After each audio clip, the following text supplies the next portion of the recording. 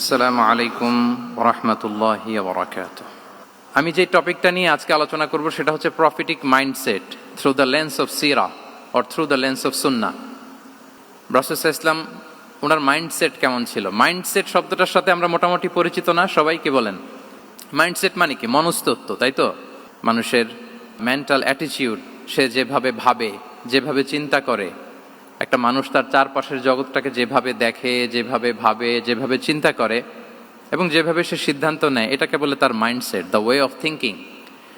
তো রাসূলুল্লাহ সাল্লাল্লাহু আলাইহি ওয়া আলিহি ওয়াসাল্লামের মাইন্ডসেট কেমন ছিল? তিনি বিভিন্ন সিচুয়েশনে কিভাবে সিচুয়েশনটাকে ডিল করতেন, ওনার অ্যাপ্রোচ কেমন ছিল, কোন পরিস্থিতিতে কিভাবে রিয়্যাক্ট করতেন, কিভাবে রেসপন্স করতেন, কিভাবে থিঙ্ক করতেন, কিভাবে ডিসিশন মেকিং করতেন, এই টোটাল বিষয়টাকে আজকে আমরা prophetic mindset through the lens of সিরাতে কভার করবার চেষ্টা করবো ইনশাআল্লাহ। একটু ভারী টপিক, তারপরে খুব সহজ করে উপস্থাপন প্রেজেন্টেশন করতে পারলে এটা বোঝা যাবে ইনশাআল্লাহ বিইذنিল্লাহ।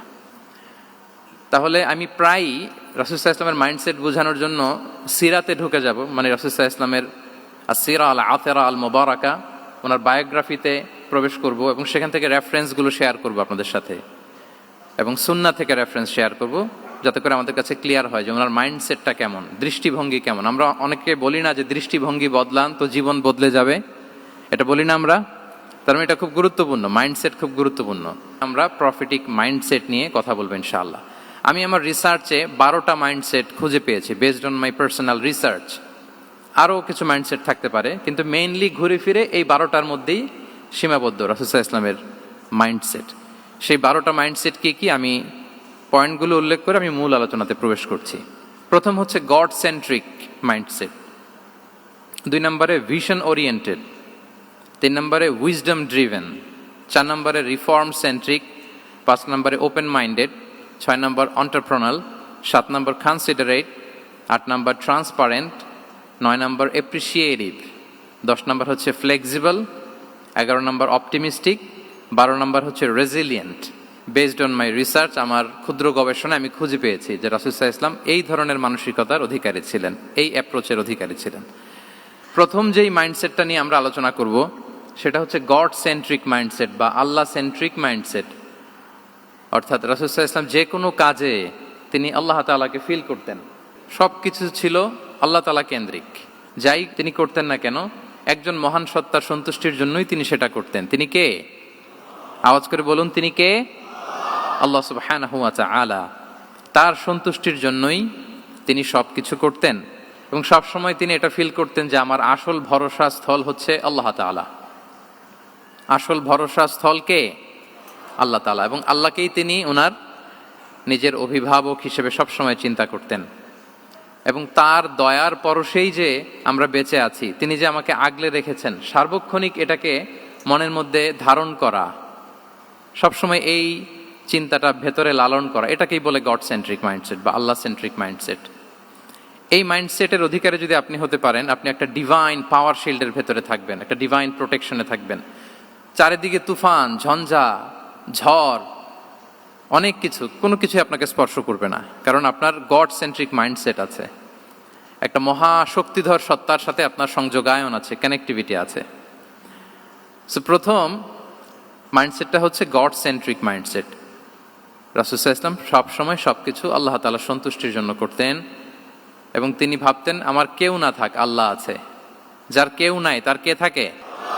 আল্লাহ আছে। এটাই হচ্ছে গড সেন্ট্রিক মাইন্ডসেট। আসুন আমরা সিরাতের ভেতরে ঢুকে যাই, যেহেতু আমরা বলেছি থ্রু দ্য লেন্স অফ সিরা।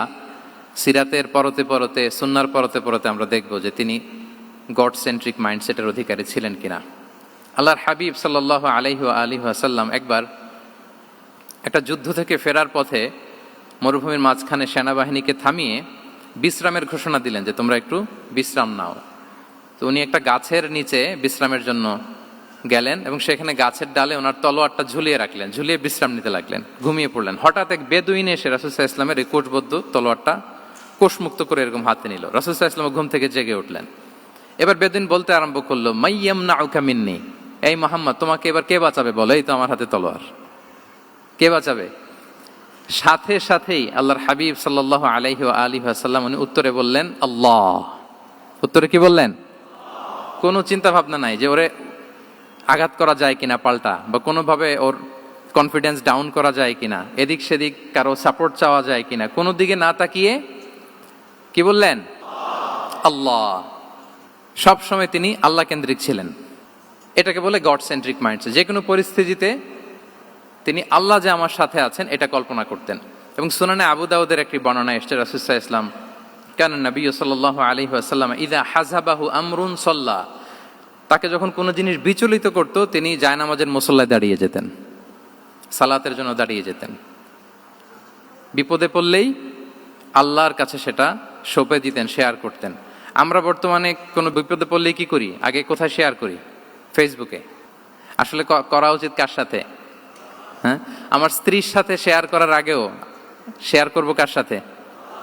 আমার বন্ধুর সাথে শেয়ার করার আগেও শেয়ার করব কার সাথে? আল্লাহর সাথে। আমরা যদি হিজরতের ঘটনাটাকে একটু অ্যানালাইজ করি তাহলে দেখব যে গারে সাউরে যখন আল্লাহ রাসূল সাল্লাল্লাহু আলাইহি ওয়াসাল্লাম এবং আবু বকর রাদিয়াল্লাহু তাআলা আনহু ওনারা আশ্রয় নিয়েছিলেন রাত্রিবেলায়, কুরাইশরা যখন খুঁজতেছিল, আবু বকর রাদিয়াল্লাহু তাআলা আনহু বলেন যে কুরাইশদের পা দেখা যাচ্ছে, ওরা যে হেঁটে যাচ্ছে, একটু উকি মারলেই আমাদেরকে দেখা যায়। তিনি অত্যন্ত ভীত সন্ত্রস্ত, তটস্থ, নিজের জন্য নয়, রাসূল সাল্লাল্লাহু আলাইহি ওয়াসাল্লামের সেফটির জন্য। রাসূল সাল্লাল্লাহু আলাইহি ওয়াসাল্লাম আবু বকর রাদিয়াল্লাহু তাআলা আনহুকে বলেন যে আবু বকর চিন্তা করো না, লা তাহসান ইন্নাল্লাহা মা'ানা, আবু বকর চিন্তা করো না, আল্লাহ আমাদের সাথে আছেন। সুবহানাল্লাহ। আমাদের সাথে কে আছেন? আল্লাহ আমাদের সাথে আছেন। এটা হচ্ছে গড সেন্ট্রিক মাইন্ডসেটের উদাহরণ। আপনার মনকে বুঝাতে হবে যে আল্লাহ আমার সাথে আছে। মনকে তুমি বুঝিয়ে বলো আল্লাহ আছে আমার সাথে। এই বাক্যটা মুখস্থ করা যাবে? মনকে তুমি বুঝিয়ে বলো আল্লাহ আছেন আমার সাথে। আপনার পুরো জীবনের সব কাজের সাথে যদি এই বাক্যটাকে মিলিয়ে ফেলতে পারেন দেখবেন যে কোনো কিছুই আপনার ক্ষতি করতে পারতেছে না। এটাকে বলে গড সেন্ট্রিক মাইন্ডসেট। আল্লাহ আমার সাথে আছেন, কেউ নাই কিন্তু আল্লাহ তাআলা আমার সাথে আছেন। এবং গড সেন্ট্রিক মাইন্ডসেটের সবচেয়ে বড় সুবিধা হচ্ছে আপনার মনে কখনো হতাশা কাজ করবে না, হতাশা বাঁধবে না, কারণ আপনার সাথে এক মহাশক্তিধরের কানেক্টিভিটি আছে। তিনি কে বলুন তো আওয়াজ করে? তিনি আল্লাহ। হতাশা আসবে না। এই যে আমাদের জাতীয় জীবনের এখন সবচাইতে বড় বড় সমস্যাগুলোর যদি আমরা লিস্ট করি, একটা বড় সমস্যা হচ্ছে ডিপ্রেশন, তাই না? আমরা ডিপ্রেশনে ভুগি না? আপনাদের ডিপ্রেশন হয় কখনো? আচ্ছা, ডিপ্রেশন কাকে বলে আগে বলে। ডিপ্রেশন হচ্ছে আপনার আর আপনার রবের মাঝে যে দূরত্ব, এটার নাম ডিপ্রেশন। আই রিপিট, আমার আর আমার রবের মাঝে যে গ্যাপ, আমাদের সম্পর্কের যে দূরত্ব, এটার নাম কি? ডিপ্রেশন। আপনি যত আল্লাহর সাথে সম্পর্ক জোরদার করতে পারবেন, ডিপ্রেশন আপনার থেকে দৌড়ে পালাবে। এজন্য আমাদের বিশ্বাসীদের জীবনে কোনো ডিপ্রেশন নাই। আছে? আমাদের ডিকশনারিতে কোনো ডিপ্রেশন আছে বলেন তো? আমাদের সাথে আল্লাহর সম্পর্ক কেমন বলেন? মজবুত? আলহামদুলিল্লাহ পড়ুন সবাই। তাহলে ডিপ্রেশন হচ্ছে আপনার আর আপনার রবের মাঝে যে দূরত্ব, এই দূরত্ব দূর করে দেন, ডিপ্রেশন আপনিই পালাবে। আমরা আরো কিছু সিরা থেকে ইনসিডেন্ট নিয়ে দেখি যে গড সেন্ট্রিক মাইন্ডসেটটা কেমন। দ্বিতীয় হিজরিতে যে বদরের যুদ্ধ হলো, সে বদরের যুদ্ধে ইবনে মাসউদ রাদিয়াল্লাহু তাআলা আনহু তিনি বর্ণনা করেন যে আল্লাহ রাসূল সাল্লাল্লাহু আলাইহি ওয়াসাল্লাম আগামীকাল যুদ্ধ, এর আগের দিন রাতে তিনি হাত তুলে এরকম দোয়া করতেছিলেন। আমরা তো এইভাবে দোয়া করি। আল্লাহর হাবিব সাল্লাল্লাহু আলাইহি ওয়া আলিহি ওয়াসাল্লাম তিনি দোয়া করতে করতে ইমোশনালি হাত এরকম উঁচু করে, হাত্তা ইউরা বায়াদু ইবতাইহি, বগলের শুভ্রতা দেখা যাচ্ছিল। উনি দোয়া করতেছিলেন আল্লাহুম্মা আনজিজ লি মা ওয়া'আতানি, আল্লাহুম্মা আতিনি মা ওয়া'আতানি, আল্লাহ তুমি যে বিজয় দিবে বলে প্রতিশ্রুতি করেছিল, ওই বিজয় আমাদেরকে দাও, ওই ভিক্টরি আমাদেরকে দাও। দোয়া করছিলেন। সাইয়েদনা আলী রাদিয়াল্লাহু তাআলা আনহু উনি বর্ণনা করছেন যে বদরের যুদ্ধের আগের রাতে আমরা সবাই ঘুমোচ্ছিলাম, কিন্তু রাসূল সাল্লাল্লাহু আলাইহি ওয়াসাল্লামকে দেখলাম যে না, উনি হাত তুলে শুধু আল্লাহর কাছে কান্না করছেন, দোয়া করছেন। আবু বকর রাদিয়াল্লাহু তাআলা আনহু উনি বলেন যে আমি যে দেখলাম যে তিনি ফজর পর্যন্ত দোয়া চালিয়েই যাচ্ছিলেন, দোয়া চালিয়েই যাচ্ছিলেন, দোয়া কন্টিনিউ করছিলেন তিনি।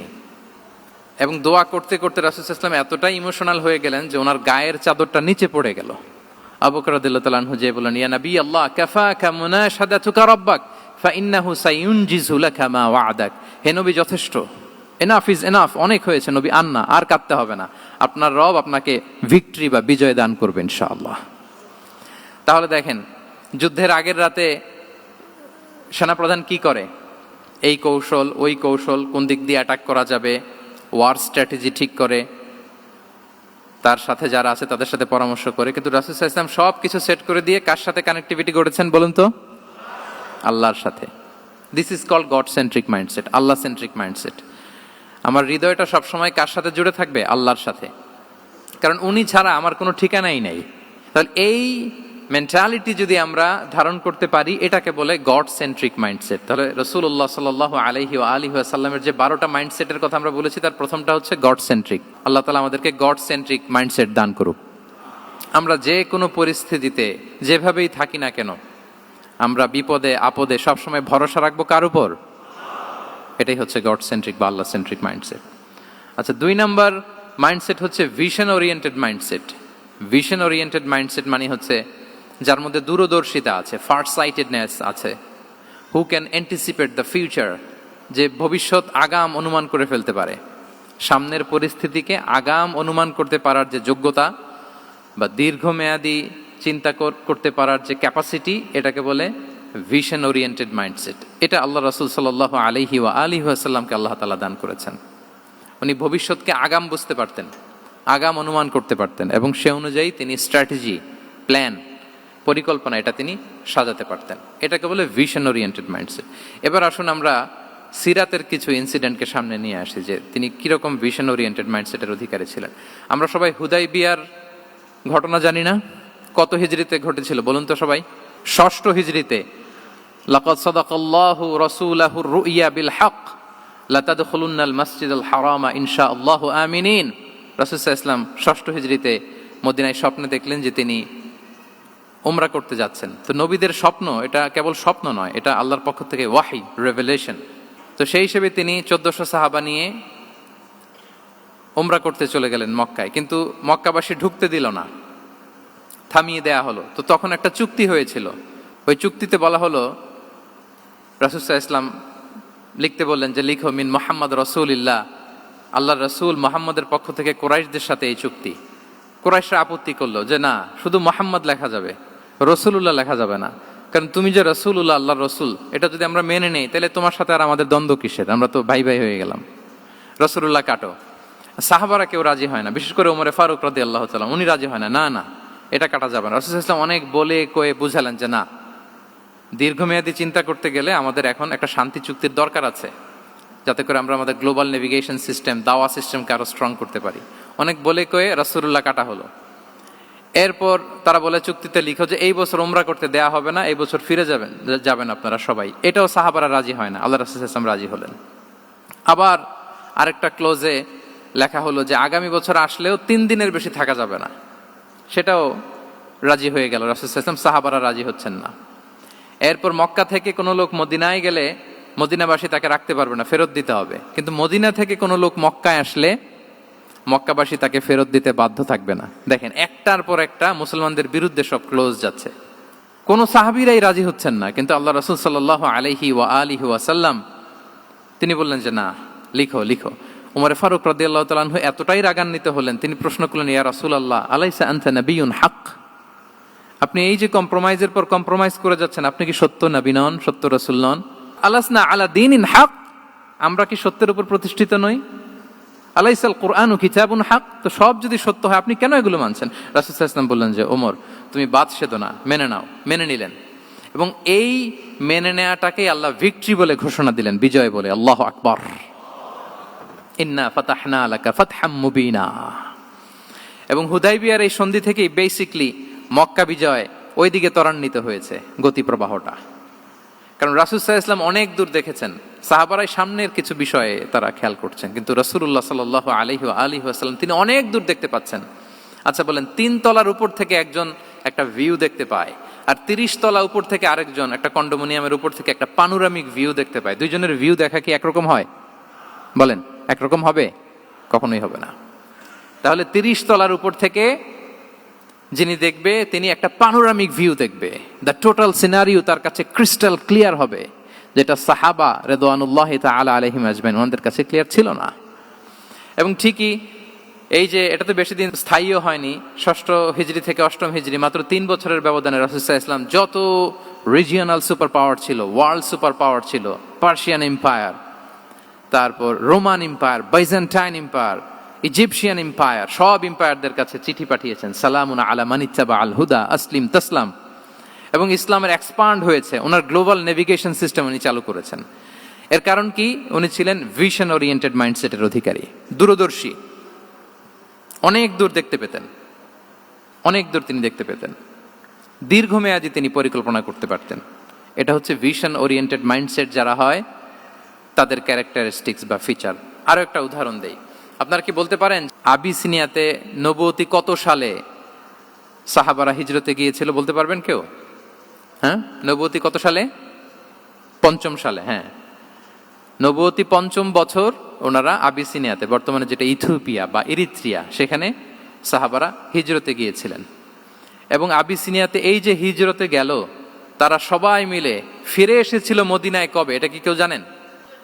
আল্লাহু আকবার, মাশাআল্লাহ মাশাআল্লাহ। বসুন। খায়বার বিজয়ের দিন এসেছিলেন। আবিসিনিয়াতে যারা হিজরতে গিয়েছিলেন তারা মদিনায় ব্যাগ এন্ড ব্যাগেজ সবকিছু নিয়ে খায়বার বিজয়ের সময়, মানে 7ম হিজরিতে এসেছিলেন। তো রাসূল সাল্লাল্লাহু আলাইহি ওয়াসাল্লাম যখন মক্কা থেকে মদিনায় হিজরত করলেন, সব সাহাবারা মদিনায় চলে আসছেন। মদিনায় এখন একটা ইসলামিক সোসাইটি, ইসলামিক স্টেট। বদরের যুদ্ধে মুসলমানদের বিজয়, খন্দকে বিজয়, খন্দক তো 5মে। তারপরে ওনারা কেন আসে না বলেন তো? আসেনি। 7ম হিজরিতে এসেছেন। জাফর রাদিয়াল্লাহু তাআলা আনহুর নেতৃত্বে, সাইয়েদনা আলী রাদিয়াল্লাহু তাআলা আনহুর আপন ভাই, বড় ভাই, ওনার নেতৃত্বে যখন 7ম হিজরিতে ওখানে যাওয়ার 15 বছর পর যখন তারা সবাই ফিরলেন, রাসূল সাল্লাল্লাহু আলাইহি ওয়াসাল্লাম এত খুশি হলেন, তিনি বললেন, মা আদরি বিআইয়িহিমা আনা আফরাহ বিফাতহি খাইবার আও বিকুদুমি জাফর। আমি কোনটাতে বেশি খুশি আজকে আমি জানি না, খায়বার বিজয়ে বেশি খুশি না আমার ভাই জাফরকে পেয়ে বেশি খুশি। আল্লাহু আকবার, এত খুশি হয়েছিলেন। তো এখন এমনি তো মনে প্রশ্ন জাগে যে রাসূল সাল্লাল্লাহু আলাইহি ওয়াসাল্লাম যখন মদিনায় চলে আসলেন, কোরআনের আয়াতগুলো নাজিল হয়, সালাত ফরজ হলো, যাকাত আসলো, সব হলো, একটার পর একটা হচ্ছে, ইসলামিক স্টেট, তো ওনারাই কেন আবিসিনিয়াতে পড়ে আছেন? প্রশ্ন জাগে না? ওই সময় একটা ক্রাইসিস মোমেন্ট ছিল, তখন ওনারা গিয়েছিল আবিসিনিয়াতে, কিন্তু আসে না কেন? ওনারা এসেছেন 7ম হিজরিতে। এর কারণ আবিসিনিয়ায় কিছু মুসলিমদেরকে রেখে দেওয়া, এটা রাসূলুল্লাহ সাল্লাল্লাহু আলাইহি ওয়াসাল্লামের প্ল্যান বি ছিল। কি ছিল? Plan B. রাসূল সাল্লাল্লাহু আলাইহি ওয়াসাল্লাম অপেক্ষা করছিলেন যে মদিনাকে প্রথমে ইন্টারনাল যত থ্রেট আছে এগুলো থেকে মুক্ত করতে হবে, এরপরে মদিনাকে যত এক্সটার্নাল থ্রেট আছে এগুলো থেকে মুক্ত করতে হবে। সব যখন মুক্ত করে উনি দেখলেন যে না, মদিনা সেফ জোন, এখন আর আলাদা একটা বেজ, একটা এক্সট্রা সেফ জোন বা এডিশনাল বেজ আমার কোথাও দরকার নাই। তখনই তিনি লোক পাঠালেন যে যাও, জাফরের নেতৃত্বে আবিসিনিয়ায় যারা হিজরত করেছে তারা সবাই মদিনায় চলে আসো। সুবহানাল্লাহ বিহামদি। তাহলে একটা প্ল্যানে কাজ করতেন না। আমরা তো এরকম করি, একটাই প্ল্যান। প্ল্যান কয়টা? এটা যদি ওয়ার্ক না করে শেষ, আমও নাই, সালাও নাই। কিন্তু রাসূলুল্লাহ সাল্লাল্লাহু আলাইহি ওয়া আলিহি ওয়াসাল্লামের প্ল্যান এ ছিল, প্ল্যান বি ছিল, প্ল্যান সি ছিল। প্ল্যান এ ওয়ার্ক না করলে প্ল্যান বি তে যেতেন, বি ওয়ার্ক না করলে সি তে যেতেন, এইভাবে তিনি কাজ করতেন। তাহলে এটা হচ্ছে বেসিকলি ভিশন ওরিয়েন্টেড মাইন্ডসেটের অধিকারী যারা, তারা এটা করে, যারা ফিউচারকে অ্যান্টিসিপেট করতে পারে, আগাম অনুভব করতে পারে যে কি হতে পারে সামনে। এই যে বাংলাদেশের বিভিন্ন প্ল্যান পরিকল্পনায় আমরা দেখা যায় যে এখান দিয়ে একটা ব্রিজ করে পরে ভাঙতে হয়, রাস্তা একটা তৈরির পরে ভাঙতে হয়, কোথায় এক টানেল হয়ে আছে প্রতি মাসে মাসে এখন লস হয়, তারপর 1 ঘন্টা বৃষ্টি হলে পুরো ঢাকা শহর এটা বন্যা হয়ে যায়। এগুলো হচ্ছে একাধিক প্ল্যান না থাকা, ভিশনারি অ্যাটিটিউডের অধিকারী না হওয়ার কারণে এই ঝামেলাগুলো আমাদের হচ্ছে। তো প্রফেটিক সিরার এই প্রফেটিক মাইন্ডসেট থেকে আমাদের নেয়ার বিষয় হচ্ছে এটা, যে আমাদেরকে ভিশনারি অ্যাটিটিউডের হতে হবে। রাসূল সাল্লাল্লাহু আলাইহি ওয়াসাল্লাম ভিশন ওরিয়েন্টেড মেন্টালিটির ছিলেন। আগাম, আজ থেকে 50 বছর পরে বাংলাদেশে কি ক্রাইসিস হতে পারে, আজ থেকে ঠিক 100 বছর পরে বাংলাদেশে কি হতে পারে, ওই রোড ম্যাপকে সামনে রেখে আমাদেরকে প্ল্যান করতে হবে। এটাকে বলে ভিশন ওরিয়েন্টেড মাইন্ডসেটের অধিকারী হওয়া। 3 নাম্বার হচ্ছে উইজডম ড্রিভেন মাইন্ডসেট। উইজডম মানে হচ্ছে প্রজ্ঞা। প্রজ্ঞা কি? জ্ঞান আর কমন সেন্স দুইটা একসাথে হইলে ওইটারে প্রজ্ঞা বলে। When the knowledge and common sense join together, it reflects as wisdom. আপনার জ্ঞান এবং আপনার কমন সেন্স একসাথে হইলে ওইটা উইজডম হয়ে যায়। রাসূল সাল্লাল্লাহু আলাইহি ওয়াসাল্লাম ছিলেন প্রজ্ঞায় সমৃদ্ধ এক মননের অধিকারী। ওনার সব কিছুতেই প্রজ্ঞা ছিল। উইজডম ইন গিভিং অ্যাডভাইস, উপদেশ দেওয়ার সময় ছিল। উইজডম ইন পলিসি মেকিং এর সময় সেখানে প্রজ্ঞা ছিল। Wisdom in action, strategic plan, কোনো স্ট্র্যাটেজিক প্ল্যানের ক্ষেত্রে প্রজ্ঞা ছিল। রাসূল সাল্লাল্লাহু আলাইহি ওয়াসাল্লাম একই প্রশ্নের উত্তর এক একজনকে এক একভাবে দিতেন। অনেক সাহাবারা জিজ্ঞেস করতেন যে রাসূলুল্লাহ, একই প্রশ্ন, একে বললেন এইটা, ওরে বললেন ওইটা, ওরে বললেন আরেকটা, এটা কেন? তো রাসূল সাল্লাল্লাহু আলাইহি ওয়াসাল্লাম বললেন যে আমি জানি ওর কিসে ঘাটতি, আমি জানি ওর কি প্রয়োজন, আমি জানি ওকে কোন নাসিহাটা দিলে কাজ করবে, ফলে এক একজনকে আমি এক একভাবে ক্লারিফাই করেছি। আল্লাহু আকবার। This is called wisdom. আচ্ছা, উইজডম, রাসূল সাল্লাল্লাহু আলাইহি ওয়াসাল্লাম যে উইজডম ড্রিভেন মাইন্ডসেটের অধিকারী ছিলেন, এটার কয়েকটা এক্সাম্পল আমরা সিরাত থেকে দেখি। মক্কা বিজয় হয়েছে কত হিজরিতে? অষ্টম হিজরিতে যখন মক্কা বিজয় হলো, তখন রাসূল সাল্লাল্লাহু আলাইহি ওয়াসাল্লাম আম্মাজান আয়েশার সাথে গল্প করছিলেন আর বলছিলেন, আয়েশা, লাউলা হাদাসাতু আহদি কওমিকা বিল কুফরি লা নাকাতুল কাবাতা ওয়া লা জাআলতুহা আলা আসাসি ইব্রাহিম। আয়েশা, তোমার এই মক্কাবাসী, তোমার এলাকার লোকজন যদি একটা কেওস সৃষ্টি না করতো, তাহলে কাবার যে আসল শেপ, আমি ওই আসল শেপে এটাকে ফেরত নিতাম, কিন্তু নিতে গেলে এখন একটা ঝামেলা বাঁধবে, এজন্য নিব না। ব্যাপারটা হচ্ছে, আমরা এখন যে কাবাটাকে দেখি, এটা হচ্ছে স্কয়ার আকৃতির। স্কয়ার মানে কি? বর্গাকৃতি, তাই তো? বর্তমান কাবা কোন আকৃতির বলেন তো? একটা বড় কিউবের সাইজ না? দূর থেকে দেখলে মনে হয় একটা বড় কিউবের সাইজ, কিউবের আকৃতি মানে স্কয়ার, চতুর্ভুজ। কিন্তু সাইয়েদানা ইব্রাহিম আলাইহিস সালাম যে কাবা নির্মাণ করেছিলেন, এটা কিন্তু এরকম কিউব ছিল না, ওটা ছিল রেক্ট্যাঙ্গেল। রেক্ট্যাঙ্গেল ছিল, মানে আয়তাকৃতির ছিল, এরকম লম্বা। এই যে এই টেবিলটা যেরকম, টেবিলের যে শেপ এরকম ছিল, এরকম লম্বা কাবা ঘর ছিল আয়তাকৃতির। কিন্তু এখন এটা কমে স্কয়ার আকৃতির হয়ে গেছে। এর কারণটা কি? কাবা একবার ওখানে অগ্নিকাণ্ড ঘটার কারণে ধ্বংস হয়েছিল, ফলে কাবাকে আবার রিনোভেশন করা লেগেছিল, পুনর্নির্মাণ। তো কুরাইশরা সিদ্ধান্ত নিয়েছিল, কাবা পুনর্নির্মাণে আমরা কোনো হারাম টাকা ইউজ করব না, যার কাছে যত হালাল টাকা আছে নিয়ে আসা হলো। কিন্তু হালাল টাকা যতটুকু জমা হয়েছে, এটা দিয়ে পুরো কাবা নির্মাণ হয় না, অর্ধেক হয়। ফলে কাবা যে আয়তাকৃতির ছিল, সেটা না হয়ে গেছে কি বলেন? বর্গাকৃতির, মানে স্কয়ার। ওই স্কয়ার কাবাই আজ পর্যন্ত রয়ে গেছে। কিন্তু ওই যে আয়তক্ষেত্রের যে শেপের মধ্যে যতটুকু জায়গা বাকি ছিল, ওইখানে দেখবেন একটা ক্রিসেন্টের মতো আছে, হেজরে ইসমাইল, হাতিমে কাবা বলে। ওইটার ভিতরে নামাজ পড়া আর কাবার ভিতরে নামাজ পড়া একই হুকুম। ওইটার ভিতরে নামাজ পড়া আর কাবার ভিতরে নামাজ পড়া কি একই হুকুম। ফলে ওই হাতিমের ভেতরে ফরজ সালাত আদায় হয় না, নফল সুন্নাত পড়া যায়। এমনকি কাবার ভেতরেও ফরজ সালাত আদায় করলে আদায় হবে না, কারণ নামাজের ফরজের মধ্যে একটা ফরজ হচ্ছে ইলা জিহাতিল কাবা, টু দ্য ডাইরেকশন অফ কেবলা। আপনার কেবলা মুখী হইতে হবে না। আপনি তো কাবার ভিতরে ঢুকে গেছেন, এখন কাবা কোন দিকে? কাবা তো নাই, বের হইতে হবে। বের হয়ে কাবা মুখী হলে সালাত হবে। I think you got the point. তো তাহলে রাসূল সাল্লাল্লাহু আলাইহি ওয়াসাল্লামের উইজডম বা প্রজ্ঞাটা এখানে দেখেন। আম্মাজান আয়েশা রাদিয়াল্লাহু তাআলা আনহাকে উনি বললেন যে, আয়েশা, মক্কা তো বিজয় হলো, মক্কার কন্ট্রোল তো এখন আমার হাতে। চাইলে আমি কাবাকে ভেঙে সেই ইব্রাহিম আলাইহিস সালামের যে বেইজ, এরকম লম্বা করে শেপ দিতে পারি, কিন্তু দিব না। কেননা দিলে মক্কা একটা ক্যাওস হতে পারে। কি হতে পারে? কারণ তারা একেবারে ভেরি রিসেন্ট মুসলমান হয়েছে, তারা না বুঝেই বলবে যে সেই আদি কাবা, মুহাম্মদ এই কাবার অপমান করেছে, কাবাকে ভুলুণ্ঠিত করেছে, সম্মানকে নষ্ট করেছে, এরকম একটা কোশ্চেন রাইজ করতে পারে। এই জন্য আমি করলাম না। সুবহানাল্লাহ। This is called wisdom. এটাকে কি বলে? প্রজ্ঞা। এটাকে প্রজ্ঞা বলে।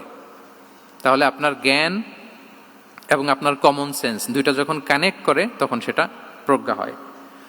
প্রজ্ঞার আরেকটা উদাহরণ যদি দেই সিরাত থেকে, রাসূল সাল্লাল্লাহু আলাইহি ওয়াসাল্লামের যে কনফ্লিক্ট রিজলভিং ক্যাপাসিটি ছিল, যখন কাবাকে পুনর্নির্মাণ করা হচ্ছে, তখন হাজরে আসওয়াদকে বের করা লেগেছিল, এবং রিনোভেশন শেষে আবার হাজরে আসওয়াদকে তার জায়গা মতো, মানে ব্ল্যাক স্টোন, যেটাতে চুমু দিলে মানুষের গুনাহ মাফ হয়ে যায়, হাজরে আসওয়াদ, চিনতে পেরেছেন না? ফলে অনেক বোনেরা, যাদের জন্য হেজাব নিকাব মেনটেন করা হচ্ছে ফার্জ, পর্দার কোনো বালাই নাই, পুরুষের সাথে ধাক্কা ধাক্কি করে তার শরীর মিশে যাচ্ছে, গা মিশে যাচ্ছে, ধাক্কা ধাক্কি করে একটা সুন্নতের জন্য ফরজকে স্যাক্রিফাইস করে ফেলতেছে। মানে ফোকাস ঠিক নাই আর কি, কোথায় যে কোনটা করতে হবে ওইটাই ভুলে গেছে। তো এই হাজরে আসওয়াদ পাথরকে আবার জায়গা মতো রাখতে হবে। এখন কে রাখবে, এই নিয়ে মারামারি মক্কায়। বড় বড় চারটা গোত্র বলে, এই গোত্র বলে আমি রাখবো, এই গোত্র বলে আমি রাখবো, আরেক গোত্র বলে রক্তের গঙ্গা বইয়ে দেবো মক্কায়, কিন্তু এই সম্মান অন্যকে নিতে দিব না, কারণ ইটস ভেরি প্রেস্টিজিয়াস ইস্যু, যে আমাদের গোত্র এই ব্ল্যাক স্টোন হাজরে আসওয়াদকে নিয়ে জায়গা মতো রেখেছে, এটা কাউকে দিব না। তো সবাই যখন মারমুখী, তখন আল্লাহ রাসূল সাল্লাল্লাহু আলাইহি ওয়া আলিহি ওয়াসাল্লাম তিনি সমাধান দিলেন যে মারামারির দরকার নাই, একটা চাদর নিয়ে আসো। নিয়ে আসা হলো। 4 গোত্রের 4 লিডারকে বললেন, চাদরের 4 কোনা ধরো। চারজন চার কোনা ধরলো, রাসূল সাল্লাল্লাহু আলাইহি ওয়াসাল্লাম তিনি পাথরটা নিয়ে মাঝখানে রাখলেন। এবার চার নেতাকে বললো, আসো, জাতীয় চার নেতা চলে আসো, কাবার সামনে চলে আসলো।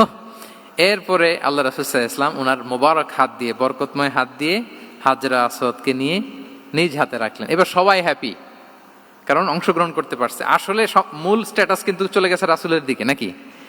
ওরা তো এটা টাচও করতে পারে নাই, পারছে? ওরা চাদর ধরেই হ্যাপি, কিন্তু পাথরটা ধরেছিল কে? রাসূল সাল্লাল্লাহু আলাইহি ওয়াসাল্লাম। চাদরে রেখেছিল কে? রাসূল সাল্লাল্লাহু আলাইহি ওয়াসাল্লাম। চাদর থেকে নিয়ে আবার কাবা ঘরে সেট করেছিল কে? রাসূলুল্লাহ সাল্লাল্লাহু আলাইহি ওয়া আলিহি ওয়াসাল্লাম। এভাবে উনি কনফ্লিক্ট রিজলভ করতেন থ্রু হিজ উইজডম, ওনার প্রজ্ঞার মধ্য দিয়ে।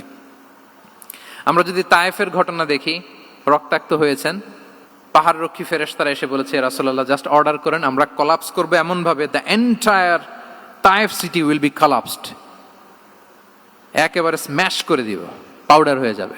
রাসূল সাল্লাল্লাহু আলাইহি ওয়াসাল্লাম বললেন, না, বাল আরজু আন ইউখরিজাল্লাহু মিন আসলাবিহিম মান ইয়াবুদুল্লাহ ওয়াহদাহু ওয়া লা ইউশরিকু বিহি শাইআ। তিনি বললেন, না, ওদেরকে ধ্বংস করে দিও না, ওদেরকে ধ্বংস করলে লা ইলাহা পড়বে কে? সুবহানাল্লাহ। কি উইজডম ড্রিভেন ছিলেন উনি। উনি বলেন যে আমি আশা করি, প্রত্যাশা রাখি, দোয়া করি যে ওরা আমাকে প্রত্যাখ্যান করেছে, কিন্তু ওদের যে নেক্সট জেনারেশন, ওরা সাক্ষী দেবে আশহাদু আল্লাহ ইলাহা ইল্লাল্লাহ ওয়া আশহাদু আন্না মুহাম্মাদার রাসূলুল্লাহ। এবং তাই হয়েছে। এখন তায়েফে যান, চারদিক থেকে আল্লাহু আকবার ধ্বনিতে মুখরিত তায়েফ, এবং এত চমৎকার শহর, এটা একটা ট্যুরিস্ট ডেস্টিনেশন হয়ে গেছে। সৌদি আরবিয়াতে যারা যায়, তায়েফ না গেলে লোকদের ভালো লাগে না। ঠান্ডা, সবুজ শ্যামল, রেইনফল হয়, ফলমূল পাওয়া যায়। আব্দুল্লাহ ইবনে আব্বাস রাদিয়াল্লাহু তাআলা আনহুর স্মৃতিধন্য মসজিদ আছে, অনেকগুলো ইউনিভার্সিটি আছে, ইসলামিক ইনস্টিটিউশন আছে। এই যে নয়নাভিরাম তায়েফ, এটা রাসূল সাল্লাল্লাহু আলাইহি ওয়াসাল্লামের উইজডমের ফসল। ওই দিন যদি রাগের চোটে বলতো যে হ্যাঁ দাও, স্ম্যাশ করে দাও, তাইলে এই যে যারা শাহাদা পড়েছে, নও মুসলিম হয়েছে, এটা কিন্তু হতো না। তাহলে এটা হচ্ছে রাসূল সাল্লাল্লাহু আলাইহি ওয়াসাল্লামের প্রজ্ঞার একটা উদাহরণ। আর একটা উদাহরণে যাই। রাসূল সাল্লাল্লাহু আলাইহি ওয়াসাল্লাম যখন আকাবার দ্বিতীয় শপথ করে ফেললেন ইয়াসরিববাসীর সাথে, তখনও মদিনা হয়নি, তো তখন মদিনাবাসী বলল যে রাসূলুল্লাহ, আপনি তো এখনো হিজরত করবেন না, তো আমাদেরকে কোরআন শিখাবে কে, সালাত শিখাবে কে? আপনি একজন দায়ী পাঠান, আমাদের সাথে একজন টিচার দেন। রাসূল সাল্লাল্লাহু আলাইহি ওয়াসাল্লাম তখনও মদিনাতে হিজরতে যাননি, আমাদের সাথে একজন দায়ী পাঠাবেন। তো রাসূল সাল্লাল্লাহু আলাইহি ওয়াসাল্লাম একজনকে দায়ী হিসেবে পাঠিয়েছিলেন। বলেন ওই দায়ীর নাম কি? কি নাম? মুসআব ইবনে উমাইর রাদিয়াল্লাহু তাআলা আনহু, যিনি উহুদের যুদ্ধে শহীদ হয়েছিলেন, উনাকে পাঠিয়েছিলেন। দেখেন, উনি আবু বকর রাদিয়াল্লাহু তাআলা আনহুকে পাঠান নাই, পাঠিয়েছেন ওমর ফারুককে, ওসমান রাদিয়াল্লাহু তাআলা আনহু, আলী রাদিয়াল্লাহু তাআলা আনহু, কাউকে পাঠাইছেন? কারে পাঠালেন? মুসআবকে। এর কারণ হচ্ছে উনি দেখতে খুব স্মার্ট ছিলেন, খুব ড্যাশিং ফেসের অধিকারী ছিলেন, মক্কার এলিট ফ্যামিলির একজন যুবক ছিলেন, এবং উনি সবচাইতে দামি দামি পারফিউম কালেক্ট করে ওইটা দিতেন। উনি মক্কার কোনো রাস্তা দিয়ে হেঁটে গেলে লোকজন বুঝতো এই রাস্তা দিয়ে কিছুক্ষণ আগে হেঁটে গিয়েছে মুসআব ইবনে উমাইর। সুবহানাল্লাহ। আমরা বাংলায় বলি না যে আগে দর্শনদারি পরে গুণবিচারী? এই কথাটার সাথে পরিচিত আপনারা? আগে দর্শনদারি পরে গুণবিচারী। আল্লাহ তাআলা এক একজনকে আমাদেরকে এক এক অবয়বে সৃষ্টি করেছেন। হুয়াল্লাযী ইউসাউবিরুকুম ফিল আরহামি কাইফা ইয়াশা। আল্লাহর একটা নাম হচ্ছে তিনি আল মুসাউবির, দ্য ডিজাইনার। মায়ের গর্ভে থাকতেই আমাদের কার চেহারা, কার কণ্ঠস্বর, কার স্কিন কালার, কে কিরকম হব, সব ফিক্স তিনি ঠিক করে দিয়েছেন। এটা আল্লাহর দেয়া। কিন্তু রাসূল সাল্লাল্লাহু আলাইহি ওয়াসাল্লামের উইজডমের ব্যাপার হচ্ছে তিনি আবু বকর রাদিয়াল্লাহু তাআলা আনহু, ওমর রাদিয়াল্লাহু তাআলা আনহু, ওসমান আলী, কাউকে চুজ না করে কাকে পাঠালেন? মুসআব ইবনে উমাইরকে। যে তাকে দেখলেই সবাই আগে পাগল হয়ে যায়, মানে ইমপ্রেস হয়ে যায়। হ্যাঁ, ফার্স্ট ইমপ্রেশনটা তার খুব ভালো, খুব ভালো। উনি মুসআব ইবনে উমাইরকে পাঠালেন, এবং যেই প্ল্যান সেই কাজ। উনি যে পুরো মদিনা কাঁপায় ফেলছেন, মাশাআল্লাহ। মদিনার ঘরে ঘরে উনি ইসলামের বার্তা পৌঁছে দিয়েছেন, এবং স্বয়ং রাসূলুল্লাহ সাল্লাল্লাহু আলাইহি ওয়াসাল্লামের আগে তিনি মদিনাতে জুমার নামাজ পড়েছিলেন। কারণ জুমার বিধান আসছে, কিন্তু মক্কা এমন একটা ল্যান্ড যেখানে এখনো জুমা পড়া আবশ্যক হয় নাই, চারদিকে কুফর বেষ্টিত। তো রাসূল সাল্লাল্লাহু আলাইহি ওয়াসাল্লাম লোক পাঠিয়েছেন যে জুমার বিধান এসছে, মুসাব তুমি কিন্তু মদিনায় যারা আছে তাদেরকে নিয়ে জুমা পড়ে ফেলো। তো মুসাব রাদিয়াল্লাহু তাআলা আনহু স্বয়ং রাসূলুল্লাহ সাল্লাল্লাহু আলাইহি ওয়াসাল্লামের আগে রাসূল সাল্লাল্লাহু আলাইহি ওয়াসাল্লামের পারমিশন নিয়ে মদিনাতে জুমা কায়েম করে ফেলছে। সুবহানাল্লাহি ওয়া বিহামদিহি। দেখেন, উইজডম ড্রিভেন পার্সোনালিটির অধিকারী ছিলেন, প্রজ্ঞার অধিকারী ছিলেন, অন্য কাউকে পাঠাননি। কাকে পাঠিয়েছেন? মুসআব ইবনে উমাইর। তাহলে উনি যেই কাজটাই করতেন, যেটা বলতেন, যেটাতে এঙ্গেজ হতেন, এর নেপথ্যে প্রজ্ঞা ছিল। কি ছিল ভাই? উইজডম ছিল। আল্লাহ যেন সেই উইজডম আমাদেরকে দান করেন, আল্লাহ যেন সেই প্রজ্ঞা দিয়ে আমাদেরকে সমৃদ্ধ করেন। আমরা সবাই পড়ি আমিন। 4 নাম্বার হচ্ছে রিফর্ম সেন্ট্রিক মাইন্ডসেট। মানে রাসূল সাল্লাল্লাহু আলাইহি ওয়াসাল্লাম সংস্কারবাদী ছিলেন আর কি। ভুলভাল দেখলে রিফর্ম করতেন, ইসলাহ করতেন, সংস্কার। এখন তো এই যে অনেকগুলো সংস্কার কমিটি হলো দেখলাম বাংলাদেশে, খুব সুন্দর, বিভিন্ন বিষয়ে সংস্কার হচ্ছে। এবং স্বাধীনতার পরে আমাদের বয়স তো আর বেশি না, মানে সব দলের লোকেরা মিলে একসাথে এরকম বসা, এরপর রাষ্ট্রীয় ইস্যু নিয়ে ডিসকাস করা, এরপর মাঝে মাঝে আবার ওয়াক আউট করা, আবার একটু মিষ্টি ঝগড়া করা, আবার একটু ফান করা, এই সব কিছুর মধ্য দিয়ে জাতির জন্য ভাবা, নতুন নতুন চিন্তা প্রণয়ন। That's very good, I do appreciate. এটা দরকার, এমন বাংলাদেশই তো আমরা চেয়েছিলাম, ঠিক কিনা বলেন? এই যে রিফর্ম হচ্ছে, এটা অ্যাপ্রিসিয়েবল। রাসূল সাল্লাল্লাহু আলাইহি ওয়াসাল্লামের কিন্তু এই রিফর্ম সেন্ট্রিক মাইন্ডসেট ছিল। অন্যায় দেখলে, ভুলভাল দেখলে, অসঙ্গতি দেখলে, ইনকনসিস্টেন্সি দেখলে শুধরে দিতেন। শুদ্ধাচার অভিযান চালিয়েছেন মক্কাতেও মদিনাতেও, রিফর্ম করতেন। সব খারাপকে তিনি ভালো দিয়ে পরিবর্তন করে দিতেন। আসুন সিরাতের আয়নায়, থ্রু দ্য লেন্স অফ সিরা আমরা দেখি কিভাবে পরিবর্তন করতেন। রাসূল সাল্লাল্লাহু আলাইহি ওয়াসাল্লামের একটা আদত বা হ্যাবিট ছিল, তিনি কোনো ব্যক্তির বা কোনো স্থানের কোনো বাজে নাম বা খারাপ নাম দেখলে ওটা ভালো নামে চেঞ্জ করে দিতেন। মক্কা থেকে মদিনায় হিজরতের আগে মদিনার নাম ছিল ইয়াসরিব। কি ছিল? ইয়াসরিব মানে হচ্ছে প্রতিশোধ বা নিন্দা বা ক্ষোভ বা ভর্ৎসনা, সবগুলোই খুব বাজে মিনিং ডিনোট করে। রাসূল সাল্লাল্লাহু আলাইহি ওয়াসাল্লাম বললেন, আমি যেই শহরে হিজরত করব এই শহরের নাম ক্ষোভ, এই শহরের নাম হিংসা, এটা হইতে পারে? বলেন। রাহমাতাল লিল আলামিন, mercy and peace for the entire universe করে যাকে আল্লাহ পাঠিয়েছেন, উনি যেই শহরে থাকবেন ওই শহরের নাম প্রতিশোধের শহর, এটা হবে? উনি শহরের নাম চেঞ্জ করে দিলেন। উনি শহরের নাম দিলেন মদিনাতুন নবী। কি দিলেন? মদিনাতুন নবী, অথবা তওবা তয়্যিবা, চেঞ্জ করে দিলেন, পরিবর্তন করে দিলেন। এক এলাকায় যে বিষ্ণু ইসলাম দেখলেন যে গাছপালা হয় না, উনি বললেন মাসমু হাযিহিল আরদ, এই জায়গার নাম কি? সবাই বলে ইসমুহা গাদেরা। গাদেরা মানে হচ্ছে মাকান লা নাবাতা ফিহি ওয়ালা শাজার, এমন জায়গা যেখানে ঘাস লতাপাতা কিছুই জন্মায় না। রাসূল সাল্লাল্লাহু আলাইহি ওয়াসাল্লাম বললেন, এই জন্যই তো ঘাস জন্মায় না, নাম তো রাখছো খুব বাজে একটা নাম। রাসূল সাল্লাল্লাহু আলাইহি ওয়াসাল্লাম বললেন, আজ থেকে এলাকার নাম গাদেরা নয়, এলাকার নাম আজকে থেকে খাদেরা। কি নাম? খাদেরা মানে কি বলেন? সবুজ, গ্রিন, এভারগ্রিন, সবুজ শ্যামল। এবং রাসূল সাল্লাল্লাহু আলাইহি ওয়াসাল্লাম যখন গ্রিন ল্যান্ড নাম দিয়ে দিলেন, এরপর থেকে সবুজ শ্যামল করে আল্লাহ জায়গাটাকে বরকতময় করে দিলেন। Changing names. এক সুন্দরী নারীকে বললেন মাসমুকি, কি নাম? বলে আসিয়া। আসিয়া মানে অবাধ্য। রাসূল সাল্লাল্লাহু আলাইহি ওয়াসাল্লাম বললেন, তুমি এত সুন্দরী, you are a beautiful lady, আর কি বাজে একটা নাম রেখেছো আসিয়া। তুমি আসিয়া কেন হবে? আজকে থেকে তোমার নাম জামিলা, মানে তুমি সুন্দরী, রূপবতী। সুবহানাল্লাহ, সুন্দর একটা নাম দিয়ে দিলেন। এক সাহাবীর নাম ছিল হাজান। হাজান মানে রাফ এন্ড টাফ, রুক্ষ। রাসূল সাল্লাল্লাহু আলাইহি ওয়াসাল্লাম বললেন, না, হাজান না, তোমার নাম আজকে থেকে সাহাল। কি নাম? সাহাল। সাহাল মানে সহজ। উনি বলেন, যেদিন থেকে সাহাল রাখছি এর আগ পর্যন্ত নাকি ওনার অসুস্থতা, রোগ বালাই একটার পর একটা লেগেই থাকতো। যেদিন থেকে সাহাল, ওই দিন থেকে উনি বলেন যে আল্লাহ তাআলা নবীর এই নাম চেঞ্জ করে দেওয়ার বারাকায় আমার পুরো জীবনের সব কাজকে আল্লাহ তাআলা সহজ করে দিয়েছেন। তাহলে রিফর্ম সেন্ট্রিক মাইন্ডসেট, আমরাও খারাপ কিছু দেখলে ভালো দিয়ে পরিবর্তন করব। কি বলেন? আচ্ছা, এটা তো নাম চেঞ্জ করে দেয়া। এবার সোশ্যাল রিফর্ম তিনি কি কি করেছেন আমরা একটু দেখি। তিনি যখন যুবক, মক্কায় এক ইয়ামানি লোক ব্যবসা করতে এসে তার প্রোডাক্ট বিক্রি করার পরে, আস ইবনে ওয়াইল নামে এক লোকের কাছে বিক্রি করার পরে যখন দাম চাইতে গেল, আস বলে, আরে বেটা, আমরা মক্কার সন্তান, আমরা দাম দিব না। তো সে ভাবলো হয়তো আমার সাথে ঠাট্টা করেছে, হজের মৌসুম যাক, বেচাকেনা শেষ করে যাওয়ার পথে দামটা নিয়ে যাব। সে ফেরার দিন আবার গেল যে আমার তো জিনিসের দামটা আপনি দিলেন না। সে বলে, আমরা এই ভূখণ্ডের মালিক, আমরা দাম দেই না, এটা তো বড় জুলুম। সে কান্নাকাটি শুরু করলো। তার এই কান্নাকাটি দেখে আল্লাহ রাসূল সাল্লাল্লাহু আলাইহি ওয়াসাল্লাম ওনার চাচা জুবাইর ইবনে আব্দুল মুত্তালিব সহ ইয়াং স্টার যারা আছে, দ্য ইয়ুথ অফ মক্কা, তাদের সবাইকে নিয়ে একটা সোসাইটি করলেন। এই যে আমরা হালাফুল ফুদুলের নাম শুনি না, যেটা বাংলায় আমরা কি বলি? হিলফুল ফুজুল। এই নামে তো অনেক সংগঠন আছে বাংলাদেশে। কি বলেন? যুবকরা কোনো সংগঠন করলে কমনলি এই নামটা পছন্দ করে, হিলফুল ফুজুল। আসলে এটার মূল নাম ছিল হালাফুল মুত্তাইয়িবিন। তিব মানে হচ্ছে রং। রাসূল সাল্লাল্লাহু আলাইহি ওয়াসাল্লাম সবাই মিলে, তখন জাহিলি যুগে একটা কালচার ছিল, বালতি ভর্তি রঙের ভেতরে হাত ঢুকিয়ে দিত, দিয়ে এই রং সমেত হাতটা তারা পাথরের মধ্যে লাগাতো, সবার হাত ওইখানে দিত, মানে আমরা হাতে হাত রেখে কমিটেড, আমরা ঐক্যবদ্ধ হলাম।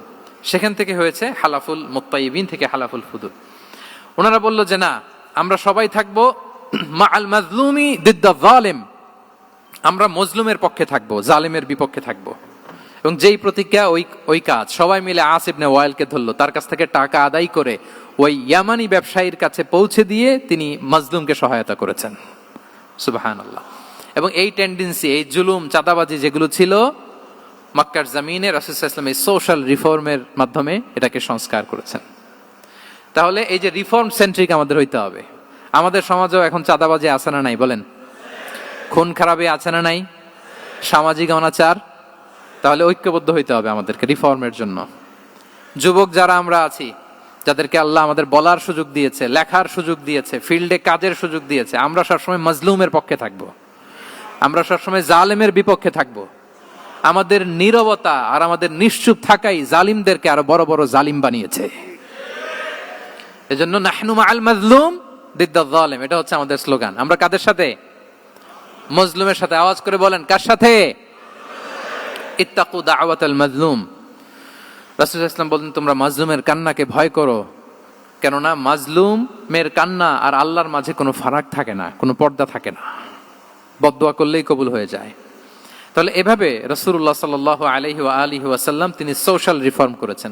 আমরা যদি ওনার পলিটিক্যাল রিফর্মের দিকে তাকাই, তাহলে দেখব যে আমরা যদি কনস্টিটিউশন অফ মদিনার কথা বলি, মদিনার কনস্টিটিউশন, এটা কিন্তু রাসূল সাল্লাল্লাহু আলাইহি ওয়াসাল্লাম করেছেন। মদিনা চার্টার, এত চমৎকার চার্টার পৃথিবী আর দেখেনি। ওইটা থেকেই এখন সব গোটা বিশ্বের সংবিধান। এই যে আমাদের সংবিধান সংস্কার কমিশন আছে না একটা, নিশ্চয়ই তারা ওইটা থেকে অনেক বেনিফিটেড হতে পারবেন। আমাদের যে মদিনা চার্টার, রাসূল সাল্লাল্লাহু আলাইহি ওয়াসাল্লাম নিজে করা, এবং এটা একটা ইনক্লুসিভ চার্টার ছিল। মুসলিম, পেগানস, জুইশ, সব ধর্মের মানুষকে নিয়ে তিনি মদিনাতে ওয়ান উম্মাহ ঘোষণা দিয়েছিলেন। One ummah, we are one ummah. হোক তুমি পেগান মুশরিক, হোক তুমি জুইশ মানে ইহুদি, হোক তুমি মুসলিম, তুমি যেই ধর্মের হও না কেন, মদিনাকে রক্ষা করতে যে আমরা সবাই মিলে উম্মাহ ওয়াহিদা, আমরা সবাই মিলে কি উম্মাহ ওয়াহিদা। পৃথিবীর অনেক দেশ এই আইডিওলজিকে ধারণ করে হু হু করে এগিয়ে গিয়েছে। মালয়েশিয়াতে 3টা রেস, আমি তো প্রায় এক যুগ ওখানে, আমার 2টা ডিগ্রি ওখান থেকে, মাস্টার্স পিএইচডি। আমি কাছ থেকে তাদেরকে দেখার সুযোগ পেয়েছি। ওখানে মালয়েরা আছে, তামিলরা আছে, চাইনিজরা আছে, 3 জাতি মিলে ওদের স্লোগান হচ্ছে সাতু মালয়েশিয়া। মালয় ভাষায় সাতু মানে হচ্ছে ওয়ান, মালয় ভাষায় সাতু মানে কি ওয়ান। সাতু মালয়েশিয়া মানে আমরা হতে পারি চাইনিজ, হতে পারি তামিল, কিংবা হতে পারি মালয় ভূমিপুত্রা, কিন্তু সবাই মিলে দেশের স্বার্থে আমরা সবাই কি এক। এটাই লাগবে আমাদের নতুন বাংলাদেশে। জুলাই আপরাইজিং এর পরে আমাদের এই ঐক্যবদ্ধ থাকার বাংলাদেশ আমরা চাই কি চাই না বলেন? সাম্রাজ্যবাদকে রুখে দিতে, যে কোনো ষড়যন্ত্রকে রুখে দিতে ঐক্যবদ্ধ থাকার কোনো বিকল্প নাই, ঠিক কিনা বলেন? ঐক্যবদ্ধ থাকতে হবে আমাদেরকে, যেটা রাসূলুল্লাহ সাল্লাল্লাহু আলাইহি ওয়া আলিহি ওয়াসাল্লাম মদিনা চার্টারে আমাদেরকে শিখিয়েছেন যে আমরা ওয়ান উম্মাহ। তাহলে খারাপ নাম দেখলে চেঞ্জ করতেন, পলিটিক্যাল রিফর্ম করেছেন ওয়ান উম্মাহ গঠনের মধ্য দিয়ে। ফিনান্সিয়াল রিফর্ম যদি বলি, শুধু financial reforms by prophet Muhammad peace be upon him, এটা নিয়ে লম্বা কথা বলা যেতে পারে। শুধু একটা উদাহরণ দিয়ে শেষ করি। বিদায় হজের ভাষণে উনি সুদকে চিরতরে কবরস্থ করেছেন, সুদকে চিরতরে কবরস্থ করেছেন, এবং এটা অন্যের জন্য না, নিজের ঘর দিয়ে শুরু করেছেন। উনি বলেছেন যে এই হানাহানি, রক্তপাত এটা বন্ধ, আমার গোত্রের একটা এরকম রক্তের দাবি আছে, এটা আমি শেষ ঘোষণা করলাম। এরপর বললেন যে সুদ কবর দিলাম, অন্য জায়গা থেকে না, আমার পরিবার থেকে। রাসূল সাল্লাল্লাহু আলাইহি ওয়াসাল্লামের চাচা স্বয়ং আব্বাস রাদিয়াল্লাহু তাআলা আনহুর অনেক সুদের ট্রানজাকশন ছিল, ইন্টারেস্ট, সুদের ব্যবসা ছিল। রাসূল সাল্লাল্লাহু আলাইহি ওয়াসাল্লাম বলেন আজকে থেকে এই সুদ আমি চিরতরে মাটির নিচে কবর দিয়ে দিলাম। আল্লাহু আকবার। দেখেন সোশ্যাল রিফর্ম। তাহলে পরিবর্তন করতে হলে আগে নিজের ঘর থেকে, আগে কোত্থেকে? নাকি ওই ফ্যামিলি থেকে? হ্যাঁ, আমাদের মধ্যে যেটা হয়, আমরা ওয়াজ নসিহত বা ভালো কথা শুনলেই এটাকে ধরে নিই যে এটা ওর জন্য, ওর জন্য, মানে প্রত্যেকটা ওয়াজই যে আমার জন্য হইতে পারে, প্রত্যেকটা নসিহাতের যে প্রাইম অডিয়েন্স আমি হইতে পারি, এইটা আমাদের মাথায় কেন যেন আসে না। আমরা কোনো ভালো নসিহত শুনলে আমরা ভাবি এটা আসলে সমাজে দরকার, ওর দরকার, আমার ভাইয়ের দরকার, কিন্তু এটা যে আমার দরকার, প্রতিটা নাসিহাতের প্রথম অডিয়েন্স হওয়া দরকার কে? আমি নিজে। তাহলে পরিবর্তন শুরু করতে হবে নিজ থেকে। ওর এই সমস্যা, ওর এই সমস্যা, ওর এটা, আরে মিয়া তোমার কি সমস্যা ওইটা বলো। শুধু ওর ওর না দেখে নিজেরটাও দেখতে হবে। দেখেন, অন্যের দিকে এক আঙ্গুল দেখালে নিজের দিকে কয় আঙ্গুল যায় বলেন তো? এই যে নিজের দিকে কিন্তু তিনটা। আমি যদি এরকম করি তা আমার দিকে আসে তিনটা।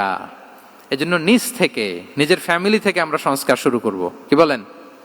ওমরে ফারুক রাদিয়াল্লাহু তাআলা আনহু যখন ফ্যামিলি মিটিং এ বসতেন, উনি ওনার সন্তানদেরকে বলতেন, শোনো, তোমরা খলিফাতুল মুসলিমিন, আমিরুল মুমিনিনের সন্তান। তোমাদের কোনো বাজে কাজ যদি সমাজে আসে, তোমাদের কোনো অন্যায় যদি আমার কানে আসে, অন্যের জন্য যা শাস্তি তোমাদের জন্য হবে ডবল শাস্তি। ওমরে ফারুক সন্তানদেরকে বলতেন, তোমরা যদি কোনো ভুল করো, একটা যদি হদ কায়েম করা লাগে এমন অন্যায় যদি করো, একটা হচ্ছে আল্লাহর দেয়া হদ, আর একটা হবে আমি উমরের দেয়া হদ। কারণ আমার মতো খলিফাতুল মুসলিমিনের সন্তান হয়ে পাপ তুমি কেন করলে? দেখেন অন্যের বাচ্চা কি করছে, অন্যের, আমাদের তো ওই মেয়েটার সমস্যা, ওনার ছেলের সমস্যা, এগুলো আমার ছেলের যে কি অবস্থা, আমার পরিবারের যে কি হালাত, আমার স্ত্রীর যে কি দশা, ওইটা নিয়ে আমরা ভ্রুক্ষেপ করি না বা চিন্তা করি না। তাহলে সম্মানিত সুধী মণ্ডলী, আমরা পরিবর্তন শুরু করবো কোত্থেকে? অন্যের বাড়িঘর থেকে নাকি? হ্যাঁ, কোত্থেকে?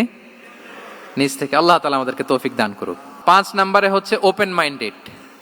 আমার প্রিয় নবী বলেন, ওপেন মাইন্ডেড ছিলেন না ন্যারো মাইন্ডেড? সবাই বলবেন, গ্যালারির সবাই আওয়াজ করে, তিনি ওপেন মাইন্ডেড না ন্যারো মাইন্ডেড ছিলেন? রাসূলুল্লাহ সাল্লাল্লাহু আলাইহি ওয়া আলিহি ওয়াসাল্লাম ওপেন মাইন্ডেড ছিলেন। যে কেউ ওনাকে অ্যাপ্রোচ করতেন পারতেন easily. He was very approachable. ছোট বড় আবাল বৃদ্ধ বনিতা ওনার সাথে কথা বলতে স্বাচ্ছন্দ্য বোধ করতো, ভয় পেত না। এজন্য সিরাতের পরতে পরতে দেখবেন, এক শিশু এসে প্রশ্ন করে, নারী এসে প্রশ্ন করে, বৃদ্ধ এসে প্রশ্ন করে, বন্ধু এসে প্রশ্ন করে, শত্রু এসে কনভারসেশন করে, সবাই এসে ওনার সাথে কথা বলতে পারতো। সুবহানাল্লাহ। এবং এগুলো উনি অ্যাকোমোডেট করতে পারতেন। কি করতে পারতেন? অ্যাকোমোডেট করতেন। ছোট্ট একটা উদাহরণ দেই, আসির আল হালাবিয়া থেকে নেয়া একটা বিখ্যাত সিরাতের গ্রন্থ। বদরের যুদ্ধে রাসূল সাল্লাল্লাহু আলাইহি ওয়াসাল্লাম বদরের মাঠে সেনা ক্যাম্প স্থাপন করলেন। কি ক্যাম্প? সেনা ক্যাম্প স্থাপন করলেন। আল হুবাব ইবনুল মুনজির রাদিয়াল্লাহু তাআলা আনহু এক সাহাবী, উনি বললেন, ইয়া রাসূলুল্লাহ, এই যে সেনা শিবির যে এখানে স্থাপন করলেন, এটা কি আপনার নিজের ইচ্ছায় না আল্লাহর আদেশে? দেখেন, সেনাপতিরে কোনো সাধারণ সৈনিক এই প্রশ্ন করতে পারে? করলে চাকরি থাকবে?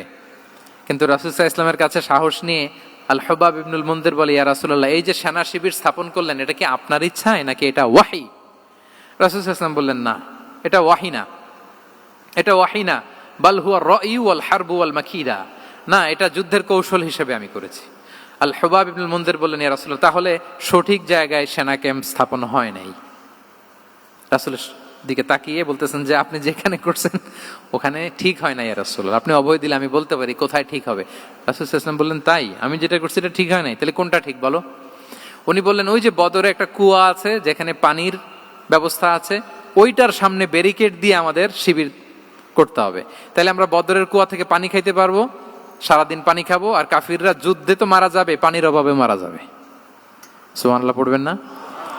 রাসূল সাল্লাল্লাহু আলাইহি ওয়াসাল্লাম বললেন, আরে তাই তো, তুমি তো ঠিকই বলেছো, এভাবে তো আমি ভেবে দেখিনি। আবার তিনি অ্যানাউন্স করে দিলেন যে সেনা শিবির এখানে যেই তাবু টাঙানো হয়েছে এখান থেকে মুভ করে আল হুবাব যেখানে ইন্ডিকেট করেছে ঠিক ওই জায়গায় যে শিবির স্থাপন করো। তাহলে আওয়াজ করে বলুন, ওপেন মাইন্ডেড না ন্যারো মাইন্ডেড? আমরা অনেক সময় আমাদের অধীনস্থদের কথা শুনতে চাই না। অনেক সময় অধীনস্থদের মাথা থেকেও দারুণ দারুণ দুর্দান্ত আইডিয়া চলে আসতে পারে। ইগনোর করবেন না সব সময়, আপনি দেখবেন যে তার কাছ থেকে ভালো আইডিয়া এসছে কিনা। তাহলে রাসূল সাল্লাল্লাহু আলাইহি ওয়াসাল্লাম এটাকে ইগনোর না করে অ্যাকোমোডেট করলেন। সুবহানাল্লাহ। খন্দক যুদ্ধের কথা যদি দেখি, পরীক্ষা খননের অ্যাডভাইস কে দিয়েছিল? মক্কার কোন লোক? মদিনার? কে দিয়েছিল? সালমান আল ফারিসি। বাড়ি কোথায়? ইরান, পারস্য। হি ওয়াজ পার্সিয়ান বেসিক্যালি। তাহলে দেখেন, সেই পারস্য থেকে এসে বললেন যে এখানে পরীক্ষা খনন করলে ভালো হয়। 5.5 কিলোমিটার পরীক্ষা খনন করে ফেললেন। 4.5 মিটার প্রশস্ত, 3.5 মিটার হচ্ছে এটার ডেপথ। পুরো মদিনার সবাই মিলে এটা করে ফেললেন। তার মানে আমি সব বুঝি, আমি সব জানি, এই মেন্টালিটি থেকে আমাদের বেড়ে আসতে হবে। এটা হচ্ছে একটা ন্যারো মাইন্ডেড পার্সোনালিটির অধিকারী, যে আমি যেটা বলছি ওইটা, এটার পরে কোনো কথা নেই, এটা ভুল। বরং আমার টিমের মধ্যে থেকে যদি কোনো ভালো অপিনিয়ন আসে সেটা আমি রিভাইজ করব। কি বলেন, পারা যাবে না? তাহলে ওপেন মাইন্ডেড পার্সোনালিটি ছিলেন রাসূলুল্লাহ সাল্লাল্লাহু আলাইহি ওয়াসাল্লাম। 6 নম্বর মাইন্ডসেট হচ্ছে অন্টারপ্রেনাল মাইন্ডসেট। অন্টারপ্রেনাল, এখন তো এটা আপনারা সবাই খুব বেশি শোনেন, অন্টারপ্রেনারশিপ, অন্টারপ্রেনাল মাইন্ডসেট আসলে অনেক কিছুর সমন্বয় হয়। 1 নম্বর, যার প্রোঅ্যাক্টিভ অ্যাটিটিউড যাদের থাকে, solution focused, not problem focused. Problem সৃষ্টি হইলে ওইদিকে ফোকাস না করে কিভাবে সলিউশন করা যায় ওইদিকে ফোকাস করতেন। এরপর যে হিউম্যান রিসোর্সের ভালো ম্যানেজ করতে পারে, রিসোর্স কম কিন্তু to take the best out of this resource. অনেকে দেখবেন যে ছোট্ট জিনিসকে অর্গানাইজ করে এত সুন্দর প্রেজেন্টেশন করে, আবার অনেকের অনেক আছে কিন্তু সেটাকে প্রেজেন্ট করতে পারে না, এরকম আছে না নাই? রাসূল সাল্লাল্লাহু আলাইহি ওয়াসাল্লাম অল্প রিসোর্স দিয়ে অনেক বড় কিছু অ্যারেঞ্জ করতে পারতেন, সুবহানাল্লাহ। এবং he was a very good talent hunter. রাসূল সাল্লাল্লাহু আলাইহি ওয়াসাল্লাম একজন চৌকস ট্যালেন্ট হান্টার ছিলেন। He was a very good observer. সাহাবীদের কার কি ট্যালেন্ট এটা তিনি নোট করতেন। যার যে দক্ষতা তাকে তার ওই দক্ষতা দিয়ে ইসলামের সেবা করতে উৎসাহ দিতেন। যখনই কোনো প্রতিভাবান সাহাবীকে তিনি দেখেছেন, তিনি ইসলামের জন্য সেই প্রতিভাকে কাজে লাগানোর চেষ্টা করেছেন। একজনকে দিয়ে সবটা করেননি। আমাদের সমাজে এই একটা ভুল ধারণা আছে, আমরা অনেকে একজনের কাছ থেকে সব কামনা করি। একজন সব করতে পারে না, পারে? যারা পারেও কোনোটাই ভালোভাবে পারে না, সব পারে, একটু একটু পারে। তো রাসূল সাল্লাল্লাহু আলাইহি ওয়াসাল্লাম ট্যালেন্ট হান্টার ছিলেন, যার যেখানে ট্যালেন্ট তাকে ওই কাজে লাগাতেন। বলেন তো, খালিদ বিন ওয়ালিদ রাদিয়াল্লাহু তাআলা আনহুকে আল্লাহ রাসূল সাল্লাল্লাহু আলাইহি ওয়াসাল্লাম কি কাজে লাগিয়েছিলেন? অনেক পরে ইসলাম ধর্ম গ্রহণ করেছেন, কিন্তু যুদ্ধের অভিযানে পাঠিয়েছেন এবং পরবর্তীতে তিনি সেনাপ্রধান হয়েছিলেন মুসলিম ব্যাটালিয়নের। কারণ উনি ওয়ার স্ট্র্যাটেজি জানতেন। ওনার আক্রমণের কারণে তো উহুদের প্রান্তরে মুসলিমরা প্রায় নাস্তানাবুদ হওয়ার অবস্থা, তাই না? অনেক পরে আল্লাহ তাআলা ওনাকে ইসলামের জন্য কবুল করলেন। তাহলে উনি ওয়ার স্ট্র্যাটেজি জানতেন, ফলে রাসূল সাল্লাল্লাহু আলাইহি ওয়াসাল্লাম ওনাকে যুদ্ধের জন্য কাজে লাগিয়েছেন। তাহলে সবাইকে একটা দিলে হবে না, প্যারাসিটামল 3 বেলা সবার জন্য হবে নাকি যার যে রোগ সে অনুযায়ী প্রেসক্রিপশন? হ্যাঁ, খালিদ বিন ওয়ালিদ রাদিয়াল্লাহু তাআলা আনহু তিনি সমরবিদ ছিলেন, রণকৌশলী। ওনাকে বানিয়েছেন সেনাপ্রধান। আওয়াজ করে বলুন, কি প্রধান? উনি সেনাপ্রধান হয়েছিলেন। আচ্ছা, আপনারা হাসান বিন সাবিত রাদিয়াল্লাহু তাআলা আনহুর নাম শুনেছেন নিশ্চয়ই। ওনাকেও তো যুদ্ধের ময়দানে পাঠিয়েছেন না? ওনারা পাঠিয়েছেন। ওনারা দিয়ে কি করছেন বলেন? কবিতা লিখতেন। ওনার কাব্য প্রতিভা ছিল। উনি বেসিক্যালি যুদ্ধ করতে জানতেন না, এজন্য রাসূল সাল্লাল্লাহু আলাইহি ওয়াসাল্লাম যুদ্ধে ওনাকে পাঠাতেনও না। বিভিন্ন যুদ্ধে ওনাকে না পাঠিয়ে নারীদেরকে, মদিনার নারী, শিশু, ভালনারেবলস যারা আছে তাদেরকে দেখভাল করার জন্য মদিনায় উনি রেখে যেতেন, কারণ আল্লাহ তাআলা ওনাকে কাব্য প্রতিভা দিয়েছিলেন। ওনার এক এক কবিতা পড়লে গায়ের লোম খাড়া হয়ে যায়। You will have goosebumps, literally আপনার গায়ের পশম দাঁড়িয়ে যাবে। এবং উনি ওনার কবিতা দিয়ে মুসলিমদেরকে, সাহাবীদেরকে উজ্জীবিত করতেন। মসজিদে নববীতে আল্লাহ রাসূল সাল্লাল্লাহু আলাইহি ওয়াসাল্লাম ওনার মিম্বারের পাশে শুধু হাসান বিন সাবিত রাদিয়াল্লাহু তাআলা আনহুর জন্য আলাদা একটা মিম্বার বানিয়েছিলেন, যে হাসান তুমি ওখানে উঠে কবিতা লিখে আমার সাহাবাদেরকে উজ্জীবিত করবে জিহাদের জন্য। আল্লাহু আকবার। তাহলে একজনকে সেনাপ্রধান, আরেকজনকে জাতীয় কবি, আরেকজনকে হাসান বিন সাবিত রাদিয়াল্লাহু তাআলা আনহুকে কি বানালেন? জাতীয় কবি বানালেন। আচ্ছা, হুযাইফা ইবনুল ইয়ামান রাদিয়াল্লাহু তাআলা আনহু, ওনার ছিল ডিটেকটিভ মাইন্ড, এজন্য ওনাকে রাসূল সাল্লাল্লাহু আলাইহি ওয়াসাল্লাম মদিনার গোয়েন্দা বিভাগের প্রধান বানিয়েছেন, head of detective division. Huzaifa Ibnul Yaman ছিলেন মদিনার কি? হেড অফ ইন্টেলিজেন্স, গোয়েন্দা বিভাগের প্রধান। মুআয ইবনে জাবাল রাদিয়াল্লাহু তাআলা আনহু প্রশাসনিক কাজ খুব ভালো বুঝতেন। মদিনার সবচাইতে বড় সিনিয়র আমলা ছিলেন মদিনা রাষ্ট্রের সবচাইতে সিনিয়র আমলা মুআয ইবনে জাবাল রাদিয়াল্লাহু তাআলা আনহুকে রাসূল সাল্লাল্লাহু আলাইহি ওয়াসাল্লাম কবিতা লেখার দায়িত্বও দেন নাই, গোয়েন্দাগিরি করতে দেন নাই, ওনাকে ইয়ামানের গভর্নর করে পাঠিয়েছেন।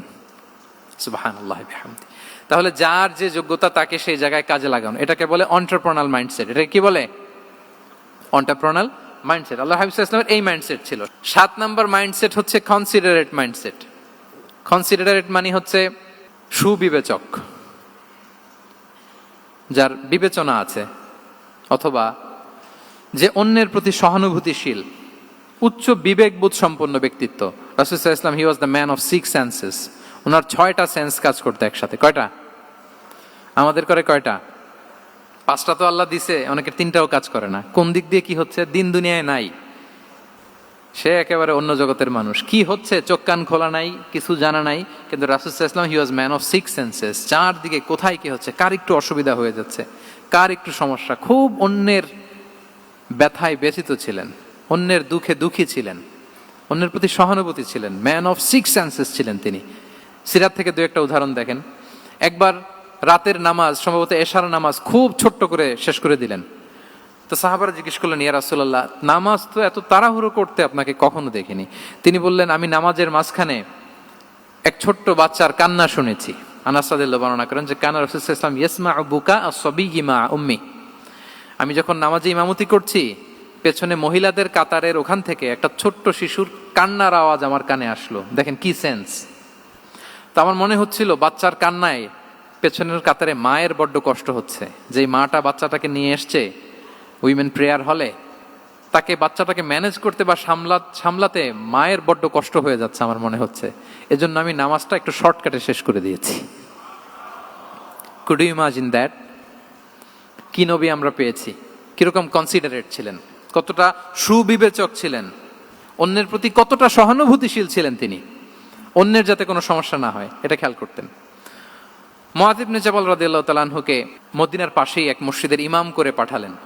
উনি ইমামতির দায়িত্ব পেয়ে একবার মাগরিবের নামাজে সূরা বাকারা তেলাওয়াত শুরু করলেন। তো ওনার হয়তো তেলাওয়াত করতে করতে একটা ইমোশন চলে আসছে, উনি তো সুরের ঝংকার দিয়ে তেলাওয়াত করতেছেন। এখন পিছনে যারা মুসল্লি ছিল এরা ছিল সব কৃষিজীবী সাহাবী। এরা কি ছিল? সারা দিন ওট দিয়ে, খেজুর গাছে পানি দিয়ে জান যায় কোন রকম ফরজ পেরে যায় ঘুমাইতে হবে।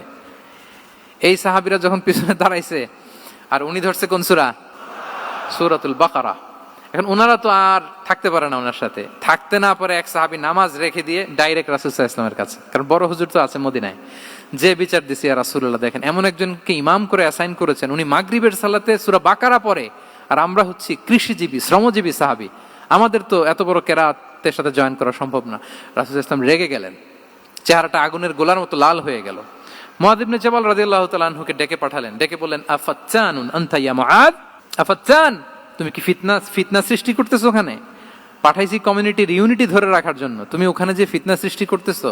তুমি কি সাব্বিহ ইসমা রাব্বিকাল আ'লা এই সূরা তোমার মুখস্থ নাই? ওয়াদ-দুহা ওয়াল-লাইলি ইযা সাজা এটা পারো না? ওয়াশ-শামসি ওয়া দুহাহা এটা মুখস্থ নাই? তো তুমি কেন এই সূরাগুলো দিয়ে নামাজ পড়াও না? কেন পড়াও না? এরপর তিনি বললেন, যখন ইমামতির সুযোগ পাবে, সুযোগ পেয়ে লম্বা কেরাত ধরো না, ছোট্ট কেরাত দিয়ে নামাজ শেষ করো। কেননা তোমার পেছনে বয়স্করা আছে, মুরব্বীরা আছে, অসুস্থরা আছে।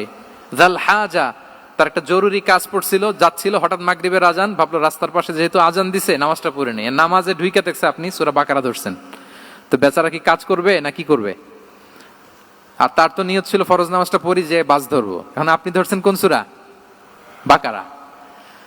দেখেন রাসূল সাল্লাল্লাহু আলাইহি ওয়াসাল্লাম বললেন, যখন ইমামতির চান্স পাবে ছোট সূরা পড়বে, আর যখন তুমি একা পড়বে ফালিউতাউবিল মাশা, যত লম্বা করতে মনে চায় করো, রুকু করো লম্বা, সেজদা করো লম্বা, কেরাত করো লম্বা।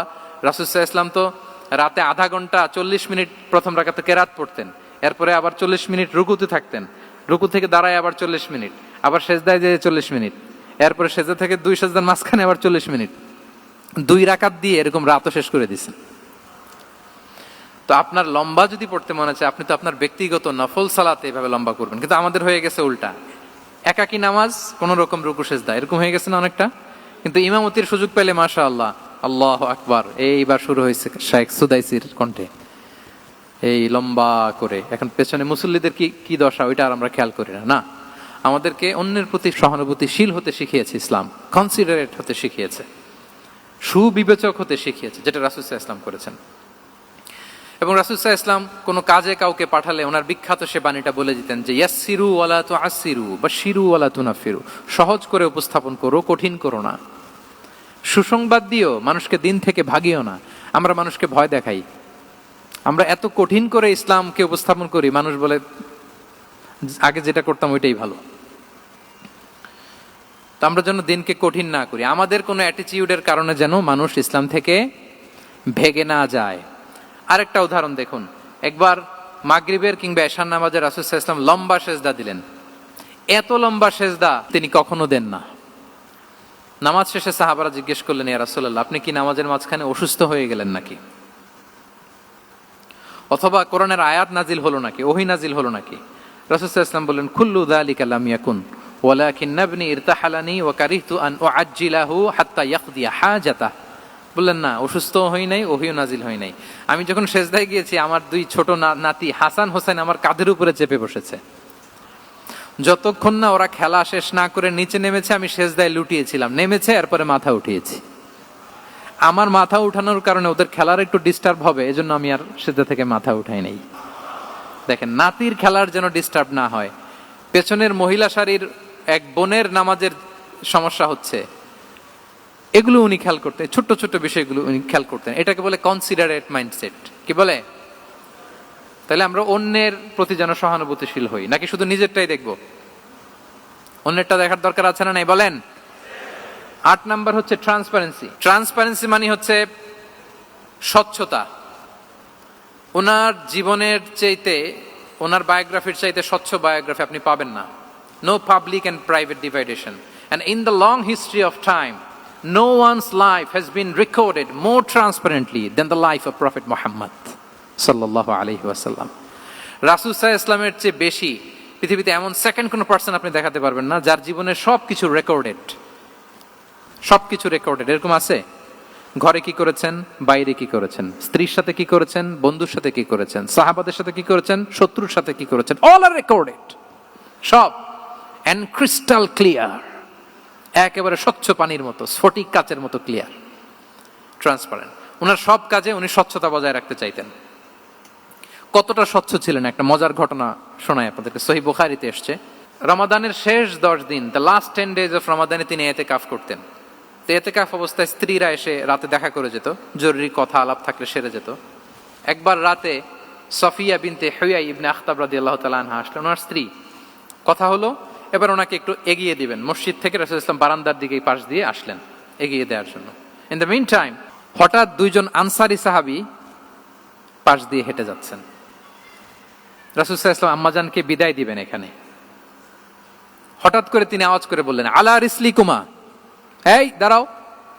ওই সাহাবী দুইজন রাসূলুল্লাহ সাল্লাল্লাহু আলাইহি ওয়াসাল্লামের সাথে কে ওটা টের পায় নাই, বুঝতে পারে নাই। বোরকায় আবৃত কোন এক নারী দেখে রাসূল আর ওই নারীকে দেখে তারা আরো দ্রুত গতিতে হাঁটতে শুরু করে দিচ্ছে, আমরা চলে যাই এখান থেকে। দেখেন, রাসূল সাল্লাল্লাহু আলাইহি ওয়াসাল্লাম নিজের অবস্থানকে ট্রান্সপারেন্ট করার জন্য বললেন, আলা রিসলিকুমা, দাঁড়াও। দাঁড়ালেন। তখন রাসূল সাল্লাল্লাহু আলাইহি ওয়াসাল্লাম বললেন যে, ইন্নাহা উম্মুকুম সফিয়া, আমার পাশে যাকে দেখতে পাচ্ছ বলে দেয়া ভালো যে সে কিন্তু অন্য কোনো নারী নয়, সে তোমাদের মা উম্মুল মুমিনিন সফিয়া। সাহাবারা বলে, সুবহানাল্লাহ ইয়া রাসূলুল্লাহ, ইয়া রাসূলুল্লাহ, এ কেমন কথা? আপনি কেন আমাদের কাছে জবাবদিহি করতে যাচ্ছেন বা ক্লারিফাই করছেন?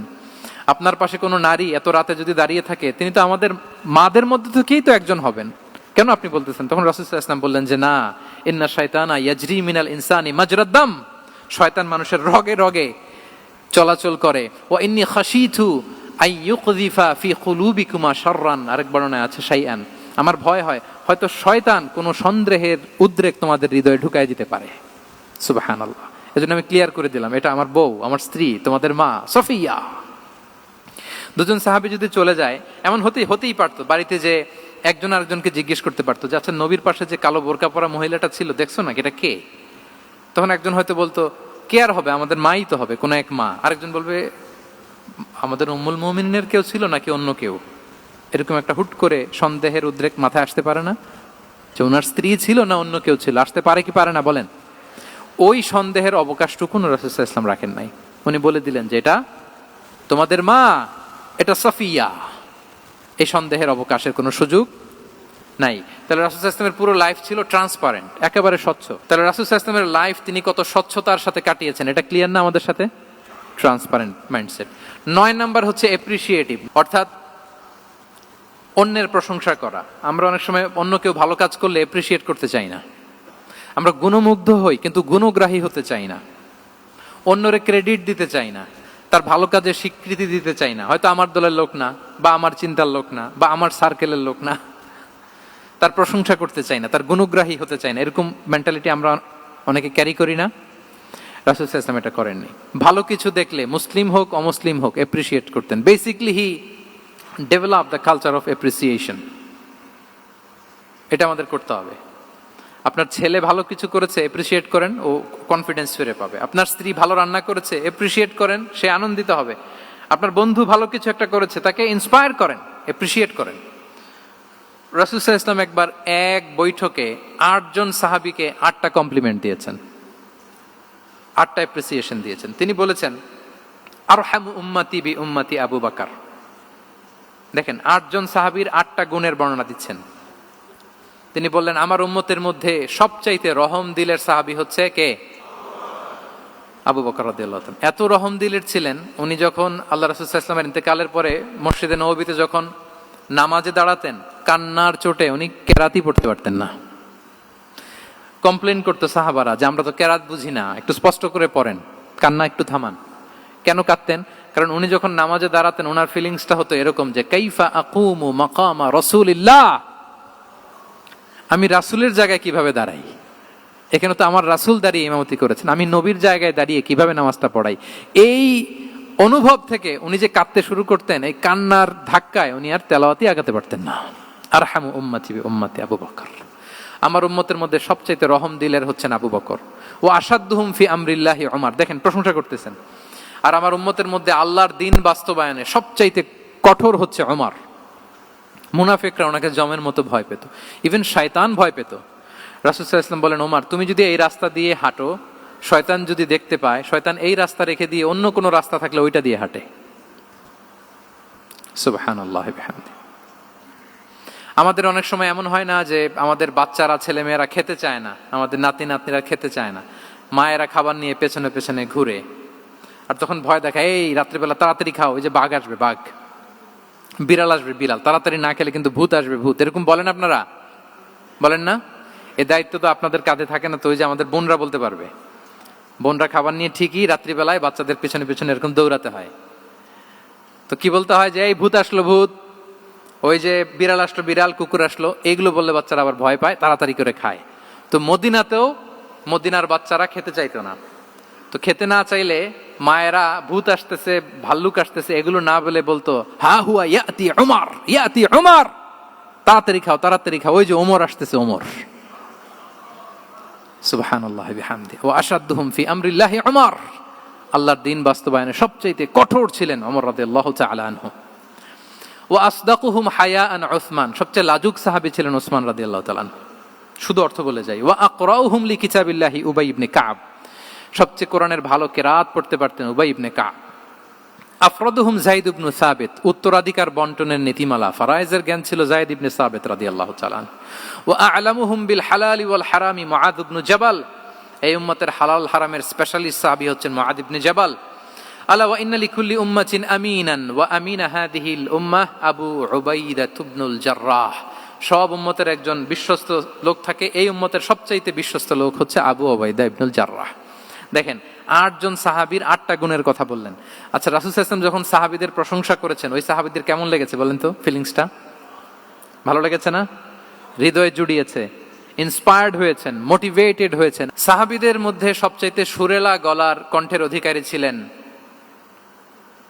আবু মুসা আল-আশআরী রাদিয়াল্লাহু তাআলা আনহু। তো রাসূল সাল্লাল্লাহু আলাইহি ওয়াসাল্লাম একবার রাত্রিবেলা তার বাসার পাশ দিয়ে যাচ্ছিলেন, দীর্ঘ সময় ওনার কণ্ঠের তেলাওয়াত শুনলেন। পরের দিন সকালে বললেন যে আবু মুসা, তুমি তো চমৎকার গলায় তেলাওয়াত করো। আবু মুসা বলে, ইয়া রাসূলুল্লাহ, আমি তো কোনোদিন আপনার সামনে দাঁড়িয়ে তেলাওয়াত করি না, আপনি কি করে জানলেন? রাসূল সাল্লাল্লাহু আলাইহি ওয়াসাল্লাম বললেন, গত রাতে তুমি যখন তেলাওয়াত করছিলে, আমি তোমার ঘরের পাশ দিয়ে যাচ্ছিলাম, আমি মনোযোগ দিয়ে শুনেছি। আবু মুসা বলে, ইয়া রাসূলুল্লাহ, আপনি আমার তেলাওয়াত শুনতেছেন, ওইটা জানলে তো আমি ফজর পর্যন্ত তেলাওয়াত চালিয়ে যেতাম, হাত্তাল ফাজর আমি তেলাওয়াত চালিয়ে যেতাম ইয়া রাসূলুল্লাহ। আল্লাহ রাসূল সাল্লাল্লাহু আলাইহি ওয়াসাল্লাম তখন বললেন, লাকাদ উতিতা মিজমারান মিন মাজামিরি আলি দাউদ। হে আবু মুসা, দাউদ আলাইহিস সালামের গলায় আল্লাহ তাআলা যেমনি সুরের ঝংকার দিয়েছেন, এই উম্মতের মধ্যে তোমার গলায় আল্লাহ সেই সুরের লহরী ঢেলে দিয়েছে। বলেন এই অ্যাপ্রিসিয়েশন যখন রাসূলের মুখ থেকে পাইলো কেমন লাগবে ওনার? এখানে ধরেন আপনি কেউ হাফেজে কোরআন শেখ সুদাইস যদি বলে যে মাশাআল্লাহ মাশাআল্লাহ আনতা কারিউল কুররা, আপনাকে যদি এটা বলে কেমন লাগবে আপনার? হ্যাঁ, সারা দুনিয়া তো এটা বলে বেড়াবেন যে শেখ সুদাইস আমার রেসিটেশনের প্রশংসা করেছে, খাবার ইমাম আমার প্রশংসা এপ্রিসিয়েট করেছে। আর স্বয়ং রাসূলুল্লাহ সাল্লাল্লাহু আলাইহি ওয়াসাল্লাম যখন বলে তোমার গলায় আল্লাহ সুরের ঝংকার ঢেলে দিয়েছে, তখন ওনার কেমন লেগেছে? এজন্য আপনার ছেলে মেয়ে, স্ত্রী, বন্ধু, আপনার সার্কেলের কেউ কোনো ভালো কাজ করলে কৃপণতা করবেন না, এপ্রিসিয়েট করুন। রাসূল সাল্লাল্লাহু আলাইহি ওয়াসাল্লাম এপ্রিসিয়েশন আমাদেরকে শিখিয়েছেন। ইভেন মুখাইরেক নামে এক ইহুদি ছিল, মদিনার সব ইহুদিরা বিট্রে করেছে, কিন্তু এই মুখাইরেক নামে এক ইহুদি উহুদের যুদ্ধে মুসলিমদের পক্ষে লড়াই করে নিহত হয়েছে, সে তার কথা রেখেছে। মুসলিম সাহাবীদের শহীদদের লাশের সাথে যখন এই ইহুদি তার লাশও আনা হলো, রাসূল সাল্লাল্লাহু আলাইহি ওয়াসাল্লাম তার দিকে তাকায় বললেন, মুখাইরিক খায়রু ইয়াহুদ, Mukhayriq is the best among Jewish. তিনি বললেন মুখাইরিক, এই পৃথিবীতে যত ইহুদি আছে এখানকার ইহুদিদের মধ্যে মুখাইরিক হচ্ছে সবচেয়ে শ্রেষ্ঠ ইহুদি। দেখেন মুখাইরিক কোন ধর্মের ছিলেন? মুসলিম নাকি? কোন ধর্মের? ইহুদি হওয়ার পরেও তাকে এপ্রিসিয়েশন করতে রাসূল সাল্লাল্লাহু আলাইহি ওয়াসাল্লাম ভুলেন নাই। তাহলে আমরা যেন এপ্রিসিয়েটিভ মাইন্ডসেটের অধিকারী হই। 10 নম্বরে হচ্ছে ফ্লেক্সিবল, মানে কোনো বিষয়ে খুব অনড় হয়ে থাকা, এটা রাসূল সাল্লাল্লাহু আলাইহি ওয়াসাল্লাম ছিলেন না, ফ্লেক্সিবল ছিলেন।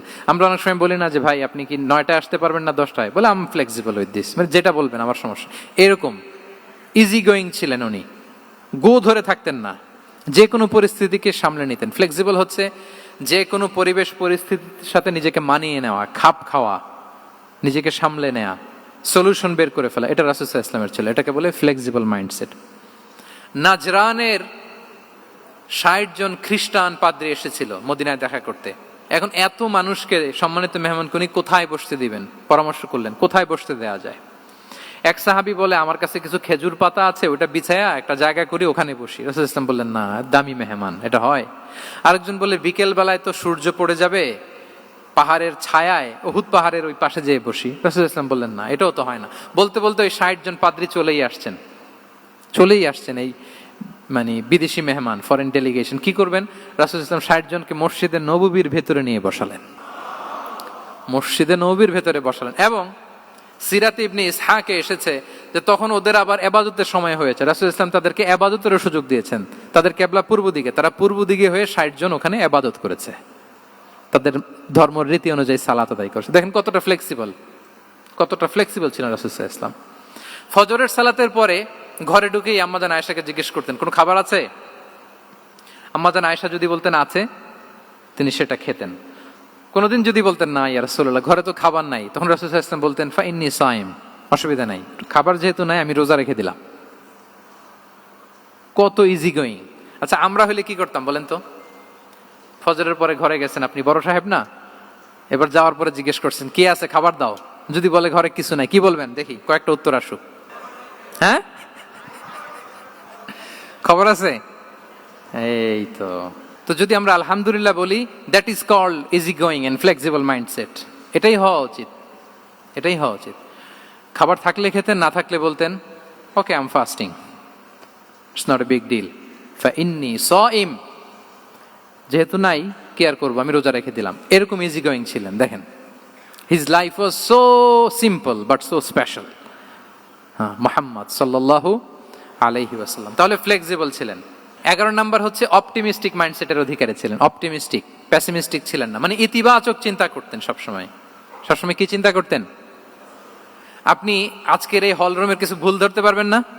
যদি বলে যে কয়েকটা ভুল ধরেন, বলবেন যে এই সমস্যা, সাউন্ডের সমস্যা, ওইদিকে এটা নাই, ওইদিকে এটা নাই, এটা হচ্ছে ভুল। আপনি পেসিমিস্টিকটা ধরলেন। এবার যদি বলা হয় আজকের এই প্রোগ্রামের কয়েকটা পজিটিভ দিক বলেন, তখন আপনি কিন্তু কয়েকটা পয়েন্ট বের করতে পারবেন যে এটা ছিল একটা ইতিবাচক দিক, এই প্রোগ্রামের এটা ছিল একটা পজিটিভ দিক। তো রাসূল সাল্লাল্লাহু আলাইহি ওয়াসাল্লাম ওই পজিটিভ দিকগুলোতে ফোকাস করতেন। হ্যাঁ, come back positive, not go back negative.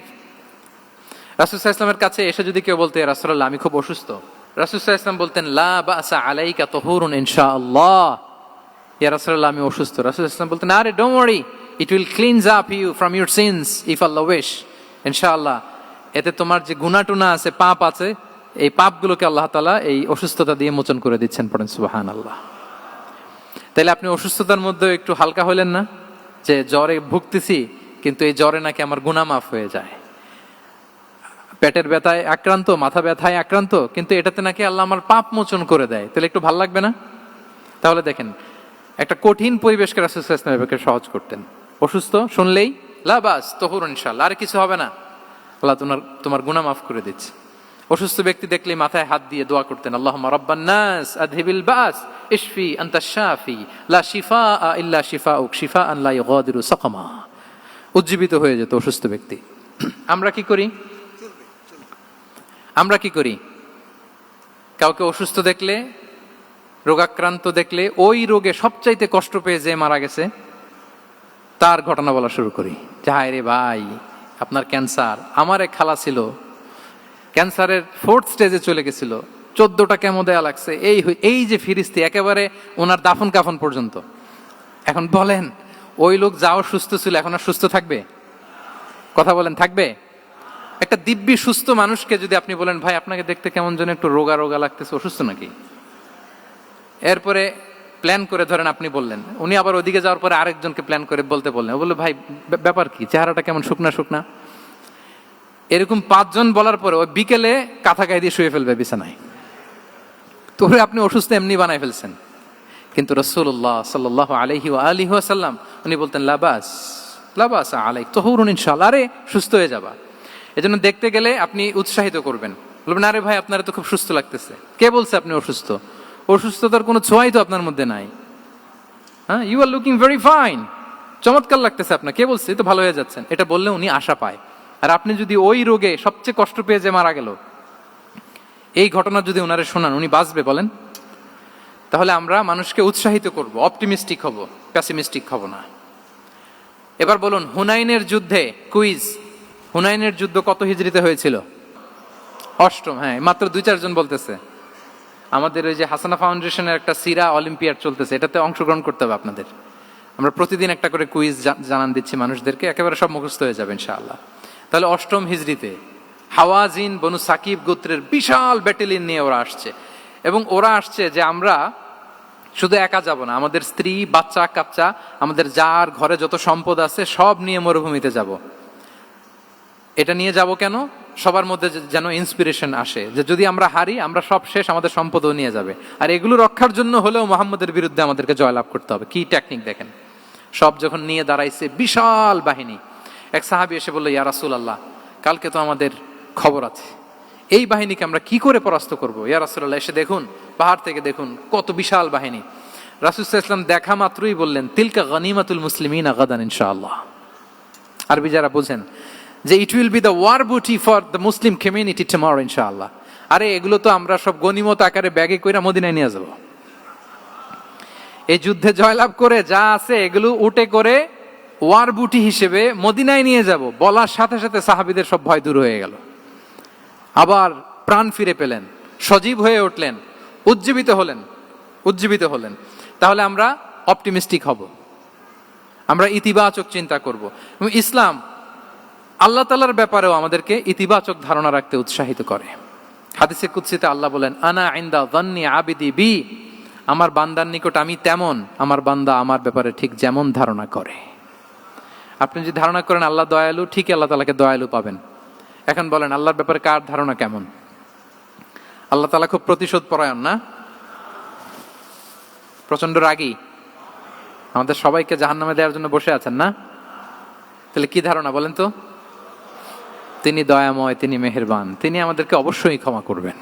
এই বিশ্বাস আল্লাহর প্রতি আমাদের সবার আছে তো? এই বিশ্বাস যদি থাকে, ঠিকই আল্লাহ তাআলাকে রহমান রাহিম হিসেবেই আপনি পাবেন। লাস্ট হচ্ছে রেজিলিয়েন্ট। শেষ, I am going to conclude my speech today. Resilient হচ্ছে যাকে থামানো যায় না, আনস্টপেবল। সংকট কাটিয়ে ঘুরে দাঁড়ানোর সামর্থ্য যার থাকে তাকে বলে রেজিলিয়েন্ট। লেগে থাকার মানসিকতা, টিকে থাকার যোগ্যতা, সহজে হার না মানার যে অ্যাটিটিউড, এটাকে বলে রেজিলিয়েন্ট মাইন্ডসেট। রাসূল সাল্লাল্লাহু আলাইহি ওয়াসাল্লামকে আল্লাহ তাআলা এই মাইন্ডসেট দিয়েছিলেন। ওনাকে হারাইতে পারছে কেউ? জীবনের সাথে এটা সেট করে নেন যে আমি কখনো হারি না, আমি হয় জিতি নয় শিখি। আমি কখনো হয় জিতি নয় শিখি। এই মাইন্ডসেট যদি গ্রো করেন, আপনার হারাইতে পারবে কেউ? পারবে না। রাসূল সাল্লাল্লাহু আলাইহি ওয়াসাল্লাম he was unstoppable, having unbelievable সাবর। ধৈর্যের পাহাড় নিয়ে, আনস্টপেবল অ্যাটিটিউড নিয়ে তিনি শুধু সামনে গিয়েছেন, পেছনে যান নাই কখনো। সীমাহীন কষ্ট আর সংগ্রামের মধ্য দিয়ে গিয়েছেন, থামাতে পারে নাই ওনাকে কেউ পারে নাই। ইয়াতিম হিসেবে জন্মগ্রহণ করলেন, পৃথিবীর আলো দেখবার আগে বাবাকে হারালেন, ছোট বয়সে মাকে হারালেন, পরে দাদাকে হারালেন, এরপর চাচাকে হারালেন। শিয়াবে আবি তালেবে জেল খেটেছেন 3 বছর। Physical torture, mental torture, life threat, হত্যা করার ষড়যন্ত্র হয়েছে। আল্লাহ তাআলা বলেছেন আজ রাতে হিজরত করো। ব্ল্যাক ম্যাজিক করা হয়েছে। লাবিদ ইবনুল আসাম, এক ইহুদিদের মিত্র, ওনাকে ব্ল্যাক ম্যাজিক করেছে। মারার জন্য খাদ্যে বিষ মিশিয়ে দেয়া হয়েছিল। বাজুর মাংস, খাসির বাজুর মাংস পছন্দ করতেন। খাইবারের এক ইহুদি নারী এই ছাগলের এই মাংসের মধ্যে বিষ দিয়েছিলেন। ইহুদিদের পক্ষ থেকে betray, treachery, conspiracy and what not, কি বাকি ছিল বলেন? ষড়যন্ত্রের এমন কোন ধরন ছিল না যেটা তারা বাকি রেখেছে। কিন্তু রাসূল সাল্লাল্লাহু আলাইহি ওয়াসাল্লামকে কি থামানো গিয়েছিল? বলেন, থামানো গিয়েছিল? গোটা বিশ্বব্যাপী উনি ছড়িয়ে দিয়েছিলেন লা ইলাহা মুহাম্মাদুর, so nothing can stop him. আমাদের যে লক্ষ্য, ওই লক্ষ্য পানে আমরা পৌঁছবই, আমাদেরকে কোনো কিছু থামাতে পারবে না ইনশাআল্লাহ। বলেন, আমরা আমাদের লক্ষ্য পানে মানজালে মাকসাদে দৌড়ে দৌড়ে যাব। আমাদেরকে থামিয়ে দেয়া হলে আমরা হাঁটতে থাকব, সেখানে আমাদেরকে আঘাত করা হলে আমরা হামাগুড়ি দিয়ে সামনের দিকে যেতে থাকব, সেখানেও থামিয়ে দেওয়ার চেষ্টা করা হলে আমরা আমাদের মঞ্জিলে মাকসিদের দিকে অপলক নেত্রে চেয়ে থাকব। আমাদেরকে কেউ থামাতে পারবে? রেজিলিয়েন্ট, অনর, অটল, আনস্টপেবল, এই মাইন্ডসেটের অধিকারী ছিলেন। ফলেই তিনি লা ইলাহার বাণীকে গোটা বিশ্বে ছড়িয়ে দিতে পেরেছেন। তাহলে আমরা রেজিলিয়েন্ট হতে চাই কি চাই না বলেন? সম্মানিত শুধু মোট কয়টা মাইন্ডসেট জানলাম? 12টা। এগুলোকে আমরা নিজেদের মধ্যে ধারণ করতে পারবো ইনশাআল্লাহ। কারণ রাসূল সাল্লাল্লাহু আলাইহি ওয়াসাল্লাম আমাদের জন্য যা নিয়ে এসেছেন ওইটাই আমাদের আঁকড়ে ধরতে হবে। যেটা বারণ করেছেন ওইটা থেকে আমাদের দূরে থাকতে হবে। যে আয়াত দিয়ে শুরু করেছিলাম সূরা হাশরে, রমা আতাকুমুর রাসূলু ফাখুযুহু ওয়া মা নাহাকুম আনহু ফানতাহু। নবী যা এনেছে ধরো, নবী যা বারণ করেছে সেগুলো ছেড়ে দাও। আমরা আল্লাহ তাআলার কাছে কামনা করি আমার নবী ওনার যে থট প্রসেসকে ডেভেলপ করেছেন, ওনার যে অ্যাপ্রোচ এন্ড মাইন্ডসেটকে ডেভেলপ করেছেন, আমরাও যেন আমাদের মাইন্ডসেটকে ঠিক ওইভাবে করতে পারি। আমাদের রাসূল সাল্লাল্লাহু আলাইহি ওয়াসাল্লাম যেভাবে চিন্তা করতেন, আমাদের ভাবনা এবং চিন্তার আঙ্গিনাও যেন ঠিক সেই রকম হয়। আমরা সবাই পড়ি আমিন। তার মাইন্ডসেট হবে আমাদের মাইন্ডসেট। কি বলেন? পারা যাবে তো ইনশাআল্লাহ? তাহলে কয়টা মাইন্ডসেটের কথা বলেছি? 1 নম্বরে কি ছিল?